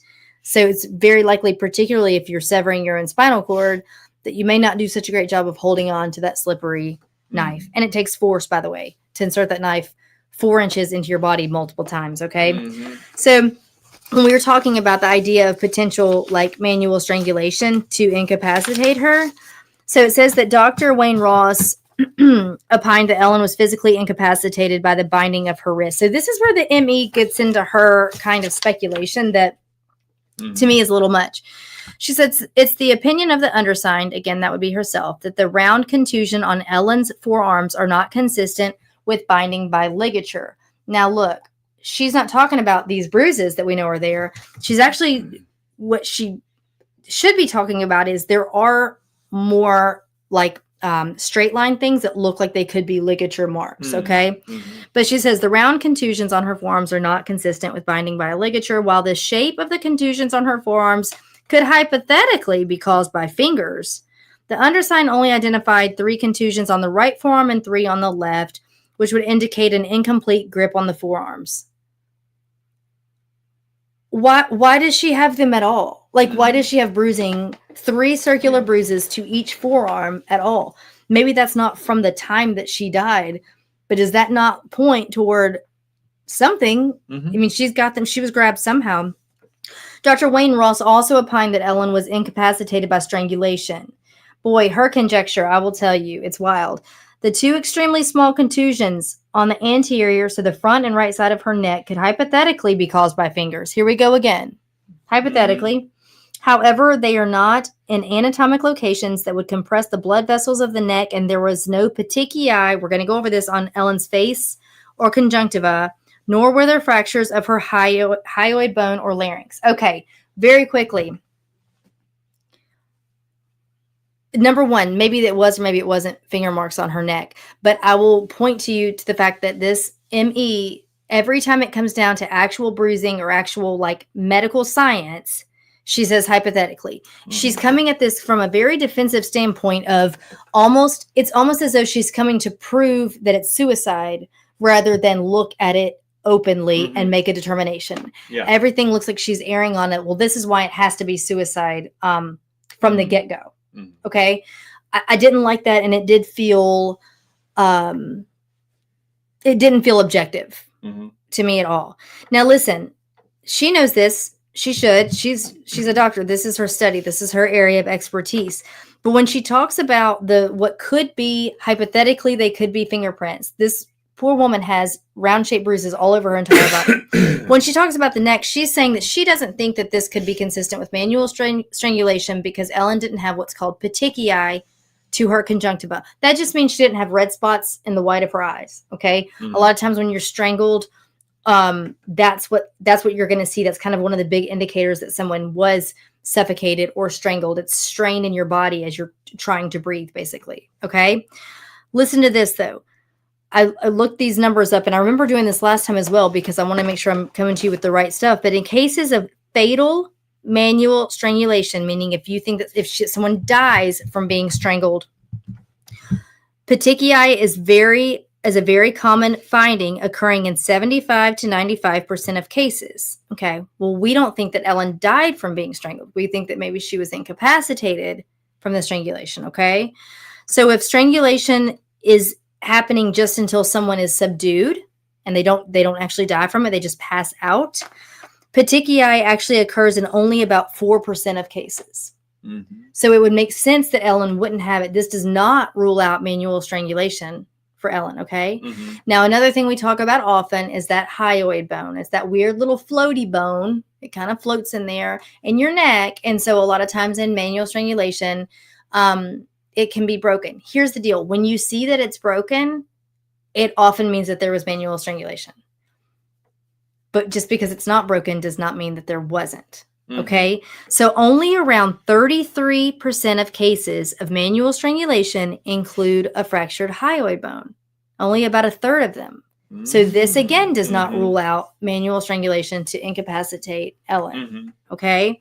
So it's important, but she's using this to say, therefore, I'm throwing that out. She couldn't have been strangled. And that's in fact not true. She said, Ellen was clearly alive when these hemorrhages occurred, talking about different stab wounds. However, the bleeding caused by these injuries would take time to render Ellen unconscious. Injuries of the liver or mesentery would not incapacitate Ellen such that she could not defend herself for a short period of time. So she keeps saying that since there were no defensive wounds Ellen did this to herself. She's relying heavily on anxiety from Ellen's work stress and no defensive wounds. Really seem to be the two big things that she talks about. She also says, okay, get this. Okay, you guys ready for this one? Oh, geez. Where are we at on our time? Okay, so she's going through talking about reviewed materials and talking about the computers. Okay, so I'm not going to bore you with all of this stuff, but she says that Ellen expressed frustration about not being able to finish the necessary paperwork for grade submission. And the fiance's statement to police, he noted that when he left their apartment at approximately 4:45 p.m. that day, Ellen was working on preparing grades for school. While the time of Ellen's last activity on her work computer was not independently verified by the undersigned, meaning herself, this ME did not talk to anyone from the department, did not verify on her own the last time she was on her computer. Okay. She says, but the time of 4:46 p.m. reported by a recent documentary would seem to corroborate the fiance's statement to police. So she's hearkening on that HULU documentary, which, by the way, was put on by the family who thinks that Sam murdered their daughter, or that it wasn't suicide, I should say. She's using that as a resource in her autopsy to corroborate what the sole witness said, by the way. Yeah. Have you ever? Is that how you? I have not. That's strange. We have talked about this too. The just lack of police report, any information about the investigators, what they've done. Like even the ME's report seems to read more about speculation and then referencing a documentary, which goes, and I don't mean to derail, but it goes back to medical examiners lean on investigators, homicide detectives, whoever's first on scene. If it's just patrol, they get there, they're taking statements, and it's a clear-cut suicide. ME's office is still more than likely going to get a call, get a heads up. Hey, this is what we have. This is why, that sort of thing. It seems to be here that there's a whole lot of lack of that. And I would expect at this point an ME's report to read crystal clear and definitely be able to defend the fact that we're doubling down now on suicide. Dude, it's been 14 years. I'm sorry. I keep calling you dude lately. I apologize. You can call me whatever you want. It's been 14 years, and now not just nationally recognized case, but it's across the world, especially with now that we have TikTok and all the things. Everybody from everywhere is reporting on this. You've got politicians, maybe or maybe not corruption. It's making Philly PD not look so hot right now. Yeah. It's making the AG's office not look so hot. For that matter, it's making Josh Shapiro, who was AG at the time, not look so hot. And we're not even getting into that tonight. But this case sat and quite literally collected dust in the AG's office for 18 months. Okay. And so if I'm the ME, first of all, tasked with the autopsy of this, after all of that, and after secret meetings, after the changing of outcomes, after all the pressure, the initial medical examiner has said in no uncertain terms that when he first said it was a homicide, that was the best of his medical ability with the information that he had. He then went into that meeting, like I told you at the beginning of the show, with someone from the DA's office, someone from Philadelphia PD, and himself.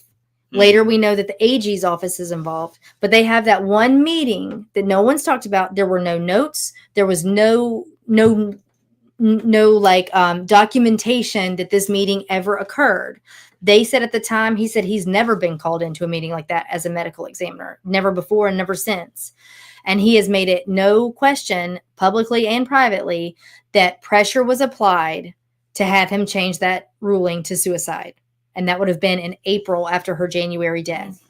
And since that time, we've had another ME. One, in fact, a neuropathologist had been noted on it. She doesn't even recollect even ever seeing it. Her name was signed, and she said, or actually there was a receipt. Her name was not signed the way she always does. I think she leaves some kind of, now we've covered it so many times, I can't remember if it's a digital receipt or some note she doesn't have in her own notes that she even looked at Ellen's case. Mm-hmm. There's another one who made a finding and then again reversed it and then was taken off altogether. So this has been a bizarre case from the start. So if I am this doctor this week performing this autopsy, you better believe that there will be no questions, bullet points clear. I'm not going to have typos. You guys, look, I don't feel petty and harping on that because you know that everybody and their mama is going to be reading this thing and going over it with a fine tooth comb. And to rely on a HULU documentary is wild. Yeah, that one threw me. In like an authentic, like legal document is wild. Yeah. What you got? I want to know what or how Philadelphia Homicide Unit, they got to classify something. Now, I know people would say, well, they're going off of an ME report. So once the ME says it's suicide, then if they had it classified as a homicide early on, which the ME had it as a homicide, that gets assigned to somebody. Yeah. There's a lead that's assigned to it at that point who's going to review it, look at it. If they didn't respond to it the night of the actual incident, but then once these changes happen and now we're going to deem it suicide, does that mean that case report is now no longer assigned to that homicide detective and it gets assigned to like a general detective or some other unit that handles maybe missing persons and suicides? I don't know. Right. But, and I know they have very high case volume in Philadelphia with like whatever it was, like 300 or something was the that year. I think it was 300 murders that year. So, I mean, they're experienced. I'm just curious. Like, there doesn't seem to be a whole lot of. The judge of judges is Sam's uncle. Mm-hmm. And retrieved all the electronic devices just over 12 hours after her dead body left that apartment. So, yeah. Anyway, so there's that. Just know that. Now, we do know that Thomas Brennan is the PI that the family hired years ago. Solid guy. He's not one that's just out there to write a book and talk about being a PI on a famous case. He actually was, he was a detective, a homicide detective on the Philadelphia Police Department in years past and has retired. He's seen his fair share and he is on his game and he abhors this case. The way it was handled from the get-go, he's fully unhappy with. We have been in contact, I'm not going to give any names, with someone who has worked for that department. Right? Or just outside it? Or for the state. But in the area, in that area, knows all about this, knows about this case, knows about people in and around, to the point that I believe wasn't the verbiage that there was like a mass exodus, essentially. There was so much corruption. Yeah, there seems, it's a lot of drama going on, not just like, this is just some spin that people are doing for media or whatever. It's like, no, this is legit corruption, and that there seems to have been a split in like opinions on this case. Like, yes, state level, people were like, what the hell is going on in Philadelphia? That sort of thing. Okay. Like, even people in that area. Okay. In law enforcement, like, hey, none of this is making sense. So. Gosh. So it says, after reviewing the likely causes for a lack of defensive wounds, it's the opinion of the undersigned that there's no reasonable explanation for the lack of defensive wounds. I mean, I don't know. I kind of feel like if he comes up behind her and strangles her till she passes out and starts stabbing her, she may not be fighting back. So basically, I'm not even going to go back through all the rest of this autopsy. You've heard it before. You can go back to our prior shows on it. Again, please don't forget that Sam called his uncle before calling 911. Ellen also had a towel in her left hand. This has always been the most inexplicable part of all of it. A white dish towel. Well, actually, it looks more like a bathroom hand towel. Stark white. It's not dirty. It's kind of positioned in her left hand. if you will. Mhm. On her right, beside her right hand is her glasses. That's where most of the blood is. On the left side is a clean white towel. I don't know. No one really knows. I'm going to read you what she says as the summary. And so she says, to summarize the entirety. I mean, you guys, 14 years have come to this moment, and it's her time to get out there and do the right thing. And she says, to summarize the entirety of this report, Ellen Greenberg was a young woman suffering from anxiety at the time of her death. The anxiety appeared mostly to be due to her work as a teacher. She was specifically worried that the grades she needed to submit on the day of her death would indicate that she had previously given inflated grades to her students. She expressed this anxiety about her grades to friends, coworkers, and her fiancé. You guys, that's called just fussing about work. Like, she had a lot on her mind. While she was under the care, of a psychiatrist for this anxiety. While her recent change in medications had helped with the insomnia associated with her anxiety, she did not survive long enough to address the anxiety itself. Thus, she had an increase in energy to act on her anxious thoughts. Did you know that if everyone that was anxious committed suicide, right? I mean, none of this says her suicidal thoughts. This is all her anxiety, anxious thoughts. The woman was on like Zoloft. I mean, I feel like they sprinkle that in people's lunches these days. It's not like, it's a very common, it's not like she's on these strong, Ellen was found dead in her apartment with 23 stab wounds and incised wounds. These wounds were limited to her posterior head, neck, right neck, and central and front torso. While the distribution of injuries is admittedly unusual, the fact remains that Ellen would be capable of inflicting these injuries herself. Many of these stab and incised wounds would be best to be categorized as hesitation wounds. No defensive injuries were identified. There was no evidence to indicate she was incapacitated or incapable of defending herself. The fiancé's DNA was not detected on the knife used to inflict the injuries. His self-reported timeline of events is corroborated by phone logs, text messages, and surveillance footage. No evidence was provided to indicate Ellen was in an abusive relationship with her fiancé. If you don't want to talk about the 50-something bruises on her body. There was no evidence of a third party being in the apartment on the day of her death, nor was anyone else's DNA detected on the knife used to inflict the injuries on her body. No findings of a struggle were found at the scene. We'll talk about that. And no valuables were reported missing from the apartment. With all of this information considered, it is the opinion of the undersigned that the manner of Ellen Greenberg's death is best classified as suicide, and all opinions stated in this report are expressed with a reasonable degree of medical certainty.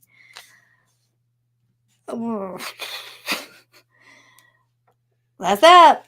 Yeah, I don't. So there was no struggle in the sense of broken glass and nightstands turned over and whatever. There was a knife block on the kitchen counter that housed your typical kitchen steak knives, right? Like anyone would have, a heavy wooden knife block. It was tipped on its side. Two of the knives from that block had scattered across the counter into the sink. They were clean knives. There was no blood or tissue on them. There was no food on them. They had come from the knife block. The knife in her body also had come from that knife block. Okay. Her glasses were on the ground away from her.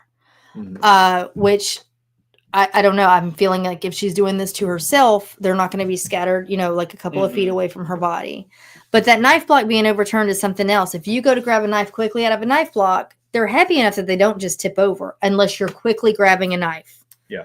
And if she's doing it to herself, she had an orange that she had just been cutting. Like a fresh orange was cut up. We talked about this last time. You don't cut an orange hours before you eat it. It's like she was prepping a snack. I don't know. I don't know. I will tell you that, Sam Goldberg stated he returned to the 6th floor accompanied by a building security guard, later identified as Philip Hanton, who to this day says, I absolutely did not go. And it doesn't matter what he says because we have video surveillance to show that he did not go with Sam. Why did Sam say that he had someone with him when he didn't? I don't know. We have, this one is from Thomas Brennan. Let's see here. And it says, There does not appear to be damage to the door jamb or evidence of a break-in at the deadbolt lock from the other side of the door. So like I said, some people question, was that latch ever latched to start with? We're going off of that because that's what Sam said. So that was the story from the get-go. Was Sam in the room with Ellen when he called 911? Mm-hmm. That's another thought. Yeah. I mean, it's just, there's just dozens and dozens of pages here that the AG's office had this case for approximately 14 months. Witnesses interviewed by AG investigators remarked the investigators were totally unprofessional. It was evident that they didn't know what they were doing. The surviving family members and other experts that presented their findings were never interviewed, and the spinal cord specimen was never examined by any of the AG's experts. The AG's office did not publish any of their findings until their office was contacted by the Philadelphia Inquirer, the Daily News journalist, in 2019. Do you have anything that we haven't discussed? I don't think so. I think we have covered it all, and it still baffles me. I don't know. When Dr. Osborne, the original medical examiner, was asked later on about, that's something that we told you about last time, guys, but not on tonight's show. So after a lot of years went by and the family is starting to kind of make headway and this case is becoming a little bit more known widely, they reached back out, investigators reached back out to, or for the family, Dr. Osborne, and the family was basically suing the city. And he has moved away at this point, and he said he was prepared to talk, and he was prepared to change his ruling from suicide back to, I think he can't say now homicide, but he can have the power to change it back to basically any manner other than suicide. And we know obviously it wasn't natural causes, so that really only leaves one thing. And that's what he was fully prepared to do. And this is around the time that the city settled with mom and dad, threw money at them, and agreed to re-examine this with their medical examiner. And the results are what we just read to you. When Dr. Osborne was asked about the meeting that he went into all those years ago, right after Ellen's death, with members from the DA's office and Philly PD, he said, "We took no notes. No one has been able to say what was discussed. It has been hush-hush this whole time." You'd think that would be a matter of why that's public. That would be, right? Mm-hmm. If it's above board, that would be public information. That would be, at least for the family or for anyone asking, yep, this is what we discussed and this is why. And this is why the manner of death changed to suicide from homicide. But when he was asked, why didn't you take any notes? He said, he looked just deadpan at the camera. He was just like, I didn't take notes. I think they go on to ask him 3 more times. Yeah. Mm-hmm. Why? Okay, that's fine. But why didn't you take any notes? And like Brian had mentioned earlier, if you can just say, oh, I had no idea this case would become what it did, mm-hmm. Or, oh, I don't know. I was presenting my stuff. I just didn't I didn't think to take notes. Yeah. Instead, the only words he would say is, I didn't take notes. No notes were taken. I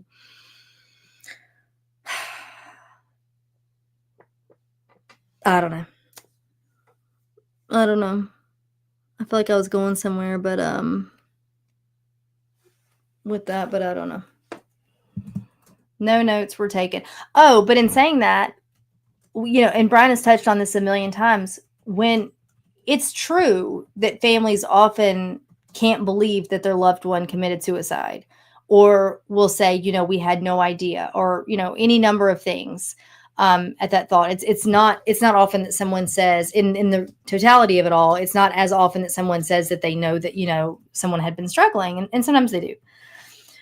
But he'll say, but as investigators, you have to walk them through it. And if that means sometimes telling them things you'd rather not have to tell them about their loved one, and the way they were found, whatever it is, you tell them everything so they understand at the end of the day, there's no question that this was a suicide.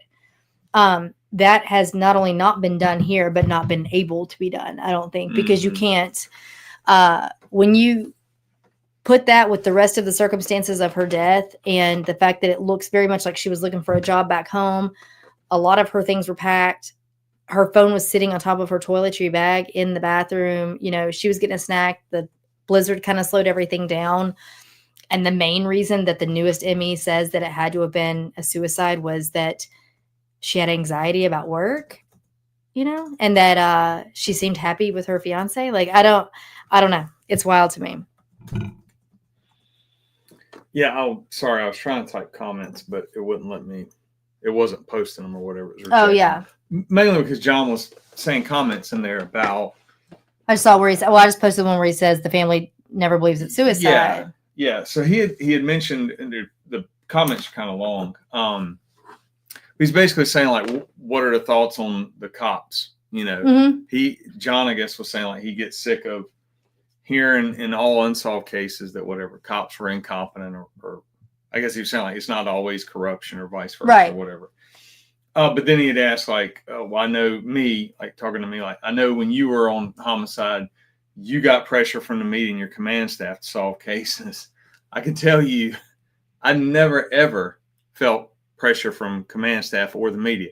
Not saying they didn't try. Sure. I'm saying I could care less. And I actually spoke on that a few times to the highest ranks and explained, we are working a homicide.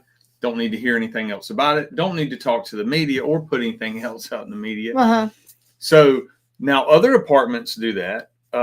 Sheriff's department, sometimes you'll see a sheriff jump on a camera immediately and talk about it. That was not my perspective. And I could care less if anybody from the media. Well, in your department, you guys you wouldn't speak to the media at all, right? Mm-mm. We would put out very limited information through the public affairs office. And the only reason we would do that is because if we had a case, that was whatever, getting media attention, we would put out the very basics because there's no need to. We're working investigation. We don't need to put information out to the media. Why? I mean, you know what I mean? Like we want it now. Like, we're talking about this case, and I said it earlier. I want to know what all was done by patrol when they first got on scene.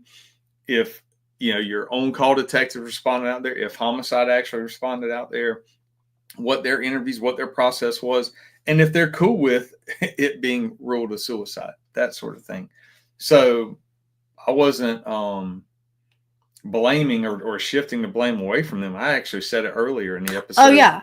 Well, and that's what we walked through with this one from the get-go, because I'm like, okay, like, I can't make it make sense in the way of saying that, like, so, okay, guys, so if you're new here, this is kind of the portion of the show where we're just kind of batting back and forth. We're kind of relaxing a little bit more. We're done with the actual case breakdown, if you will, and just kind of giving some ideas or spitballing some things, and then we kind of chat a little bit. But, the fire department gets there and they say, we need the homicide team. We don't need an ambulance. Like, something really bad happened up there. And then you have the cops getting there, and, whoever it is that responds is talking to Sam, and he says immediately, oh, she must have, remember he said she fell on her knife, you guys? She was laying on her back up against the cabinets with a knife in her chest. Like, fall on a knife wouldn't even be the things that you would say. So he says that. He immediately tells the cops that she's been dealing with some anxiety and some things, and she killed herself, and he couldn't believe it. And they said, okay, and left. And that's insane. I agree. I don't, in fact, I rarely quote, like, blame cops or say that they're, inept or whatever. But in this particular case, it's like, she's laying there with a knife in her chest. Not that she couldn't have done that to herself, but that's not, and I picked Brian's brain on this as well. Like, okay, you get that call, you get there, and he says it's suicide. You still have to look at the scene. Like, you still have to determine whether or not that's the fact. And they made a decision sight on scene right there, that's what it was, and left. And so because of that, then the rest of what took place was accurate. Because had it actually been a suicide, you don't hold the scene. Had it actually been a suicide, it's fine to go on and clean it, right? It would have been fine for the uncle to come get things. But that was without any proper, like, the means to look at it and to see, wait a minute, she's got more bruises under here, or more cuts under here, or wait, she's got nothing was noted about any of the wounds, any of the stab wounds to the back of her neck or the back of her head, or that large laceration on the back of her head, until she got to the autopsy table with Dr. Osborne. So the cops that showed up, anybody involved, didn't even know that those existed. which I feel like that's Mhm. I mean, had they seen those things, right, probably we wouldn't be here talking about this today, because that would have all gone a whole different kind of way from the get-go. Yeah, I don't like to speculate, but we've done it. But in this case, we can't. 'Cause Well, we got know for a limited info. fact. I'm sorry, I was prefacing Oh, what I sorry. was about to say. Because of the storm that night, and officers getting on scene, and then however the initial information came out that the door was latched and that he had to push his way in, therefore it had to be a suicide, I think kind of set the tone. And then you're kind of playing catch up. If detectives don't get on scene or aren't getting 100% of all the details through a phone call, or, you know, now you can do FaceTime, whatever, and actually look at the crime scene. But Oh, that's a good point. I never thought about that. yeah, I mean, technology's crazy. But if they didn't get a lot of that information in the beginning, and then they're trying to play catch up, and then you have an ME's office who is ruling it at that time a homicide, then now you're trying to go. Yeah, back now they're to like, the oh part. shit. Now you gotta go do interviews, which is why some would say the big red flag is old buddy coming in and grabbing all the electronics. So now you've got electronics that have been in the hands of somebody else and have been tampered with and altered. And I know people go, well, you can do a full computer extraction and get all that information. I think the more this stuff goes on in technology, the more we're learning things that were absolutes before were not. Or we have gone back and done phone extractions of phones a year or two later. And of course you get, 2-3 times the amount of information because the technology changed. You can get more and more from the device. So, but yeah, all the red flags seem to be there that say this is not a suicide. But that ME's report sounds and is worded as a defense purely for a suicide. Yeah. Not a clear explanation of these are the injuries, these were the findings. And any average person could read the report and fully understand, of course, this is a suicide. Well, I also find it like a bit ironic that she used it's not that she came in and just made her notes. Everything she said was like, the original report said this, Dr. Osborne said this is what I found. That, like, I corroborate this or don't corroborate that, instead of just her own independently, like, is all in response to his. But his initial one, he ruled it a homicide. So it's like, if that's what you're going to do, I don't know. Right. And he's talking about, so he said the medical examiner works for the state and not the police department. And that's where it gets wonky in this case, because the medical examiner, the police department, and the DA's office all had a meeting together. And that's when the medical examiner changed his point of view on it. Yeah. And that's what we were talking about earlier about the meeting that has, they don't normally have meetings like that. They brought in district attorney's office, Philly police department, and the ME's office. The same meeting that, according to the documentary, you see the deposition of, I think it's Dr. Osborne, that says, yeah, I didn't have notes. I didn't take notes. Oh, why didn't you take notes? I didn't take notes. I did the third time. To me, again, I'm looking at it as red flags because there's no explanation behind. Well, we all met, and this is not anything crazy. We only met because whatever, like you explain it. I've gone to meetings before that were not documented schedule or anything. Yeah, it was just like, hey, we got to sit in a room because this isn't making sense. Like, your perspective is different than mine. Let's all sit in a room and let's go over it. And they can get heated and people can argue, but that's what you do. I mean, but to be like, we had this clandestine meeting and we were told, don't take notes, don't do this. Well, I'm not saying this is exactly what was said to them, but if someone in law enforcement, any of those facets says, don't take notes, potentially that's because they don't want it to be discoverable. Yeah. Everything you write down during a case is discoverable. Right. So I don't know. And I'm only speculating, but those are red flags where I think, this is strange. This is weird. Like, why are we doubling down on this? But in all of this, Philly won't talk, right? Like, so it's not like you have representatives from the police department saying, yeah, no, we stand by this ruling. We stand by this and by our officer's investigation and how this went. Like, there's none of that either, which usually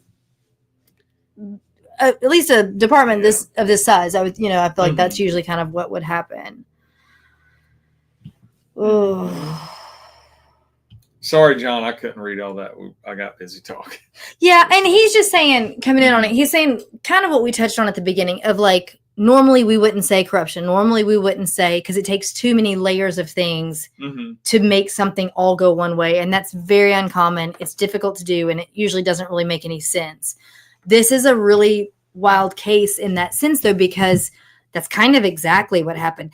Not that the original patrol officers that got there, right? Like, not that they were like, ooh, let's mess this one up. They could have been rookies. They could have been whatever. And they could have believed, just on the face of it, believed Sam was accurate about it being a suicide.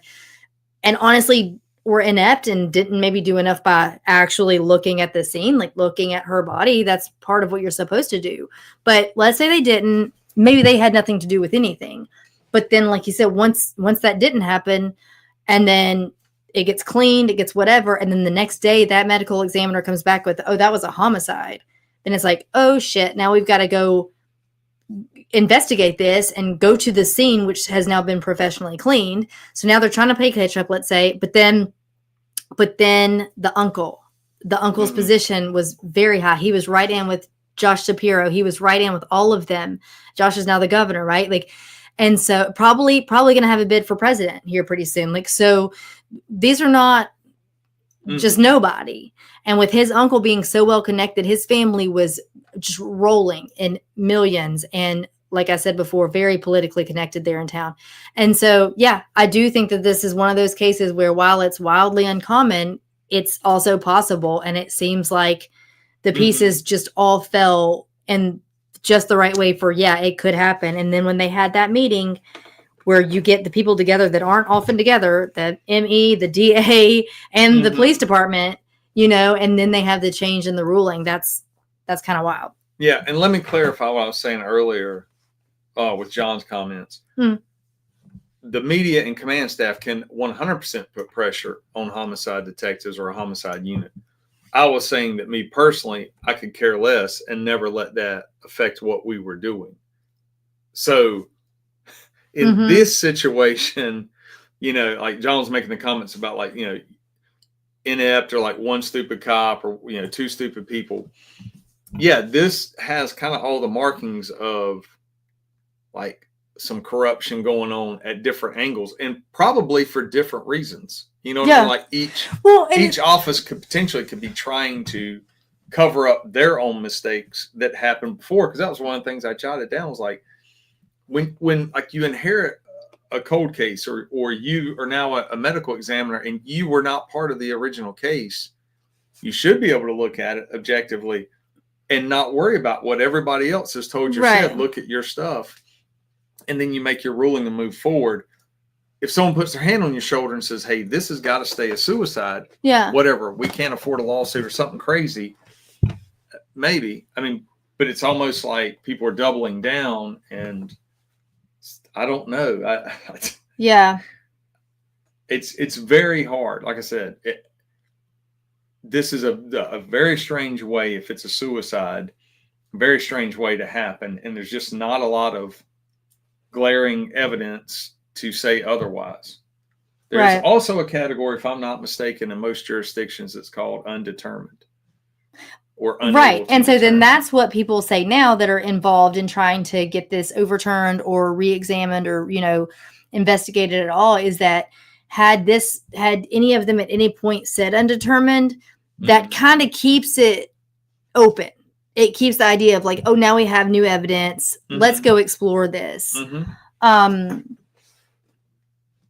So, and I think Michael Hendricks in the comments had mentioned, and it's true, Sam has gone on and gotten remarried. They have a couple of kids. He married, I believe, and correct me if I'm wrong, I don't think she was a clothing designer, but I think she owned like a high-end clothing company in New York. And I've thought about them a lot, and through this. Who knows the story she got? My assumption is the story was that, and granted, this wasn't when Sam and his now wife met, it wasn't like this is a story all over Nancy Grace and everything like it is now. Like, it was probably it was in some outlets by then. But I want to say he got married just a couple of years later, which like, that's fine. That's whatever. Either 2 or 4 years later, but it wasn't like this. This wasn't going on. Her family was quietly trying to figure out what was going on. It wasn't in the, headlines. So that's been the past few years. And my assumption is that the story that she got at the beginning, his new wife, is that, like, sadly he had a fiance and she committed suicide and she had a lot of anxiety problems and they moved on and went about their stuff and got married, and I mean, that would only make sense that would be what she had been told. What's up? I'm realizing I'm trying to type comments and I guess it's getting censored. It won't post them, but there's, comments, John and Tyler, and they're kind of talking about stabbing is personal. Stabbing indicates that, whatever, that they knew each other. Maybe, yeah. I was going to say, and what I was trying to type is like, I have worked stabbings between complete strangers. I have worked stabbings with people who just go up and just stab people because whatever, their own delusions, or that's just all they got. Mean ass people. Yeah, that's all they got. A blade, whatever, So, and he may have mentioned something earlier. I was trying to address it. I didn't want everybody to think I was ignoring that. Yeah, it's but gosh, I have thought about Sam's new wife a lot during this, because even when we were watching the documentary, like, she watched it. Like, you have to. Like, you can't. I can't imagine.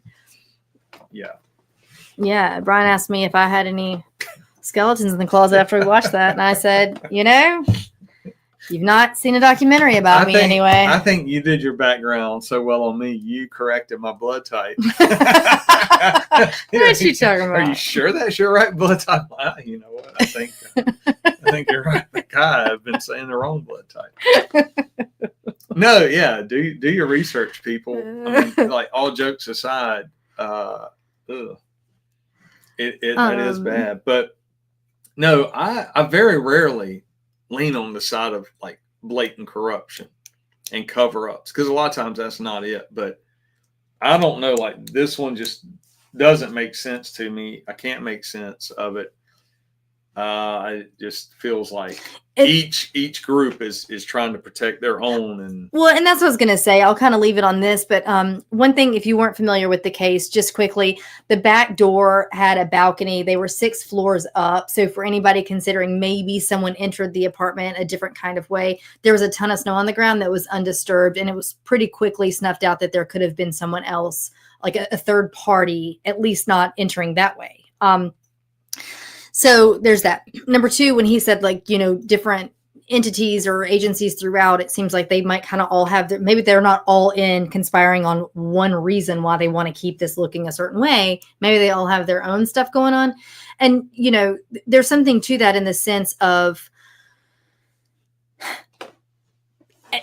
like, this is doubling down. Like, this ME coming in and, like, was like in the defense of suicide, not like an independent and an objective viewpoint. Like, this is why I'm saying it's suicide, like from the start, like from the origin of her report.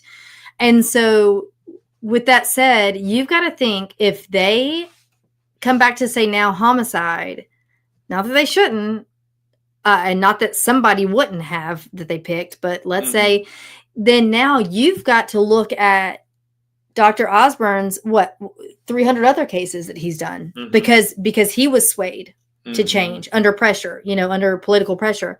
You've got that. You've got the AG's office isn't going to come out in a great light. I mean, they're not right now. But that's the thing. It's kind of like, again, with the Angie, with the, Grant Solomon, Aaron Solomon, like with these, you guys can say, like, you're not looking like you're in the greatest light now.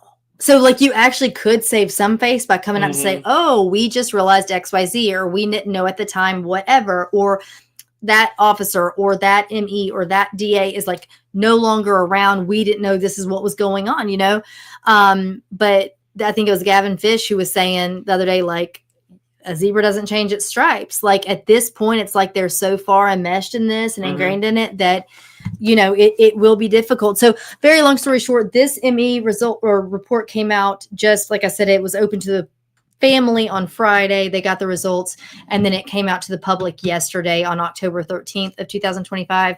Today, on the 14th, At 1:00, there was a hearing. The family was going to talk. The judge, I believe Linda Carpenter is her name, basically had both parties go into the back room for a few minutes. Nothing in Philadelphia is filmed, so this was not something you could have watched on TV when it comes to court cases. So both the attorneys for Ellen Greenberg's estate and then for the city go to the back for a while, come back out front. They agreed that the conditions of the settlement were met and that the family had been paid the money. They took a lawsuit off the table, and then they were granted in that way a re-examination of this autopsy. So all of the conditions of the settlement were met, whether you like the result of that or not. So basically she was saying, are you done here? Are you done? Just in the case of like in my courtroom at this point, to which of course the family had to say, yes, we are done for now. I mean, it's definitely a for now. They don't have immediate plans, but they'll tell you right now that they're not done. They're still going to push for this.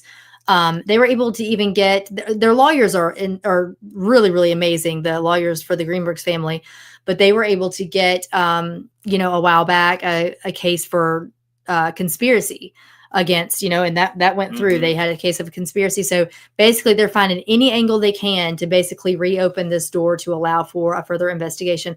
On that note, I wanted to, so Sam on his second time, I believe, talking to police literally he talked to them there at the scene.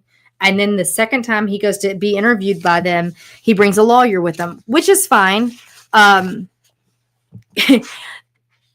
will never begrudge anyone having a lawyer. But if your fiance just stabbed herself 23 times and you found her and you are fully believing that she committed suicide just hours prior, I do feel like most people wouldn't necessarily have a lawyer at that point because they don't have any pressure on them to think. They're devastated. They can't brush their teeth. They can't eat a bite of food.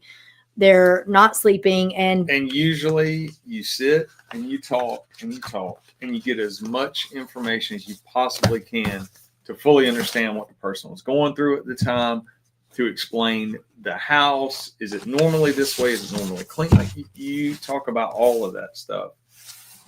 So that's another kind of indicator of scooping up a lawyer very quickly, especially with his uncle being who he is. You would think the uncle would be like, yeah, go talk to them. Like time is kind of the essence. You know what I mean? Yeah. And I'm actually going to read to you what they say, but I will say that John had a good question actually saying, if it's a suicide, the case is closed. Is there a reason we can't FOIA documents? You actually could, if they would be forthcoming. To be fair, in theory, yes, right? Like, yes, you can, because it's not an open investigation in that way. The attorneys for Ellen Greenberg's family essentially tried to do the same over the years, and they have, but they have been met with resistance to the point that they had to threaten a motion to compel more than a couple of times to then receive information that they requested. So when it comes down to it, if you go through and comb through the internet, you will find, at this point, I've got like all of these are printed off. I've got multiple other ones in binders from over the years covering this case. You can find almost any report, any, like police report, scene report, any of the photos, like they're all available. So that information is out there. For what it's worth, the information that they do have. But in terms of talking about a lawyer, when Sam went and spoke with the officers the second time, he brought with him Brian McGonigal. So if you don't know, he at least now is one of the highest paid or higher cost attorneys in the area at all, or actually maybe, to be fair, probably nationwide. So he is a very, very affluent lawyer who has represented Bill Cosby, Meek Mill, multiple athletes, politicians, movie actors, TV actors, judges, and other lawyers. And like I said, he's one of the most expensive at this time. But that's who Sam brought with him. Go big or go home. So he brought that dude with him when he spoke to the authorities about his fiancée killing herself the day before. Yeah. John's bringing up some good points, but when he's talking about like documentation of clandestine meeting, a lot of that came out in earlier in the show we were talking about, and it's on the documentary as well. They play some of the deposition. They talk about the meeting. I will say for FOIA stuff, if Philly had that case classified as a homicide, which they didn't, obviously, but I'm saying, like, if they did, if they had it, let's say they did not agree with the ME's office. ME says suicide for whatever reason. And Philly's like, no, we're still working this as a homicide. Like, we still are keeping open mind. They have that report or that investigation classified as a homicide, then it can't be. You know, you can't release because it's ongoing. Unfortunately, it was the other way around. Right. Well, that's what I was going to say, was like almost like whoever is getting, you know, is not on board with this stuff and working it the right way or whatever. You would think almost that would have been their play, is to just leave it. But then you have to answer. Okay, well, then you have to investigate. We've got a homicide. We've got to answer for it. So if all of that is out there and the family or others have the entire case jacket and they have the supplements and they have all of that, suicide, there should be no question then it's suicide. That's the whole thing. Like, when you're doing a death investigation and you believe it's suicide, you only believe it's suicide because of the facts. And John was referencing like investigations are like whatever the rule of averages or whatever it is. Like, a female killing herself through stabbing herself is an anomaly, but it still happens, or it can happen. Like, you have to keep an open mind in an investigation. You can't walk in and go, I've seen this 100 times, guys. This is a whatever. Right. You use your experience, but then you also have to back up and go, what are we missing? What could it be? Could a stranger have come into this apartment? Right. Is that possible?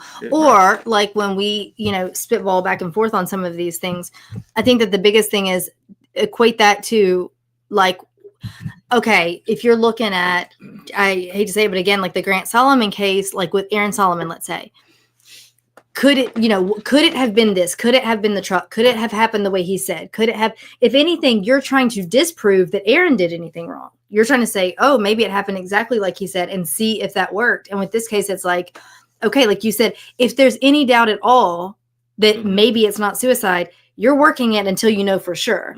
And that's just obviously at the very least of it, that's what we're not seeing here. And then it seems to be that it gets to be so much more. You keep the viewpoint at a death investigation early on of more of the perspective. What information do we have? Do we have a crime scene? Is it secure? What have we got? And then you just go through it. Yeah. And then, and a lot of death, and, you know, Zeke used to say it all the time. He'd say, people die every day in the city. Every day they die in the city. And a lot of times we don't even get phone calls. You know, it can be 89-year-old person with terminal cancer. They pass away. So this idea of like death only happens like every other day or whatever, you know, so you have to keep that perspective. So you get on scene and then you just work through it. And a lot of times it can be something where you find out later where the ME says, it's, you know, they had some heart issues, or a family member comes out of the cut and they're like, yeah, nobody knows it, but they've been battling this illness. Sure. And then, you know, your investigation wraps up, you document it, and everything's good. Same thing with suicide. You're investigating it and everything says this is a suicide. You don't necessarily walk in and go, oh, he said it was a suicide. The guy standing right there, hey guys, this is a suicide, as a detective or an investigator. You don't do that. You would then, you know still what I mean? Assess like, the scene. This is the way, for sure. This is the image is that it almost went that way, like very early on. Hey, here's this guy. He says she harmed herself. Well, he did. I mean, he said that, and they did go with it, and they left, and they wrapped it up, and they cleaned the scene. I mean, that's all there is to it. They believed what he said, and that's kind of where the ball got rolling. So, but it's unfortunate. Jeez, it's late too. And we went over 2 hours. And I said we weren't going to.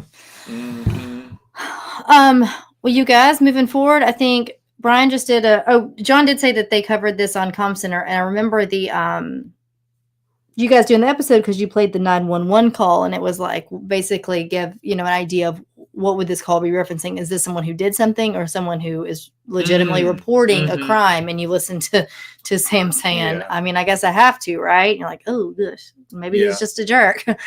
But just to address the last thing John's saying, I think if I understand this thread right, he's kind of just saying it at some higher level, somebody's got to say it's a suicide, either a homicide lieutenant or whatever. It can't just be some dumb beat cop.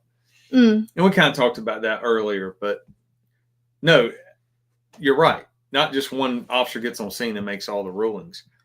But it sounds like early on this was getting directed and kind of staying in a and the capacity. blizzard. So like there were a few other extenuating circumstances. The weather was such that like even though it's Philadelphia and they're well prepared for this weather, in that moment it wasn't great. And so you have one of the there's actually like a CSI, like a crime scene investigator woman who said that like usually their team would still kind of come out to like assess but really they only dealt with like violent crimes, right? So like she said, we would have usually kind of responded to that unless we were told to stand down essentially. But with the blizzard, she said a lot of people were trickling in slower. And so it's like, that's kind of another factor, right? And so when the patrol officers get there, Sam's up in the air and he's all upset and she committed suicide and she's been battling mental illness and seeing a psychiatrist. That's not exactly true, right? Like a little bit of that is right. And so, and they kind of took that and were like, damn, man, like, I'm so sorry. Called it a suicide. And then because of that, everything fell in place the way it did, you know, right after the fact. And then it was too late. So when the ME said homicide, they had to investigate it as such. And then, of course, we know the rest is history. And then he changed that ruling. So, but you had, you recorded an episode today. Is that one dropping tomorrow? It'll drop next week. Okay, so you have a different one for tomorrow. Yeah, tomorrow is going to be JT from Instagram account Survive Policing. Oh, okay. Pretty big. It's cool. Great account. And he's also LinkedIn and works on Police Posts. Okay, which cool. is a big account, training company and stuff. So, but I'll post that one tomorrow. It's a good one. He's a great guy, really motivated kind of guy and down to earth. Okay. Next week will be more than likely Hunter Glass, the guy that I talked to today, longtime gang expert, goes back probably 30 years and some of the first documentation of gangs in the South. And so he breaks that down, how gangs run the military. I mean, just long, very long conversation that I'm probably going to break up into 3 parts. Probably so. I think you guys were on. He sent me a message later afterwards like, hey, great talk, you know, and we had to catch up. We hadn't talked in a while, so it's good. Yes. So you can check that out at Brian Sanders Disruptors. You can find him on YouTube, on Instagram, all of that with the same name, or the Disruptors with Brian Sanders, all of those. So just switch the words around all different kinds of ways and you'll find him somewhere. Check his stuff out. So he's always got good stuff every week. You can find Night Shift every Tuesday night live on YouTube and then listen wherever you stream audio podcasts. We do appreciate you guys. It is late tonight. Talk about I'm living up to my name, I think. But you can find all the photos that we showed tonight if you're an audio listener on the Andrea Up Late Instagram page. A lot of them are already on there from the prior times that we covered this case. But tonight we did want to bring you this newer coverage based on the newer findings with this medical examiner. Unfortunately, it's not what anyone had necessarily hoped for, but her family is not done yet. In saying all that, you can, just show up next week. We'll be here. Would you like to tell these people good night? Yeah, good night, everybody. All right, guys. Hey, until next week, we will see y'all next Tuesday. Good night, y'all. Maybe my button got stuck.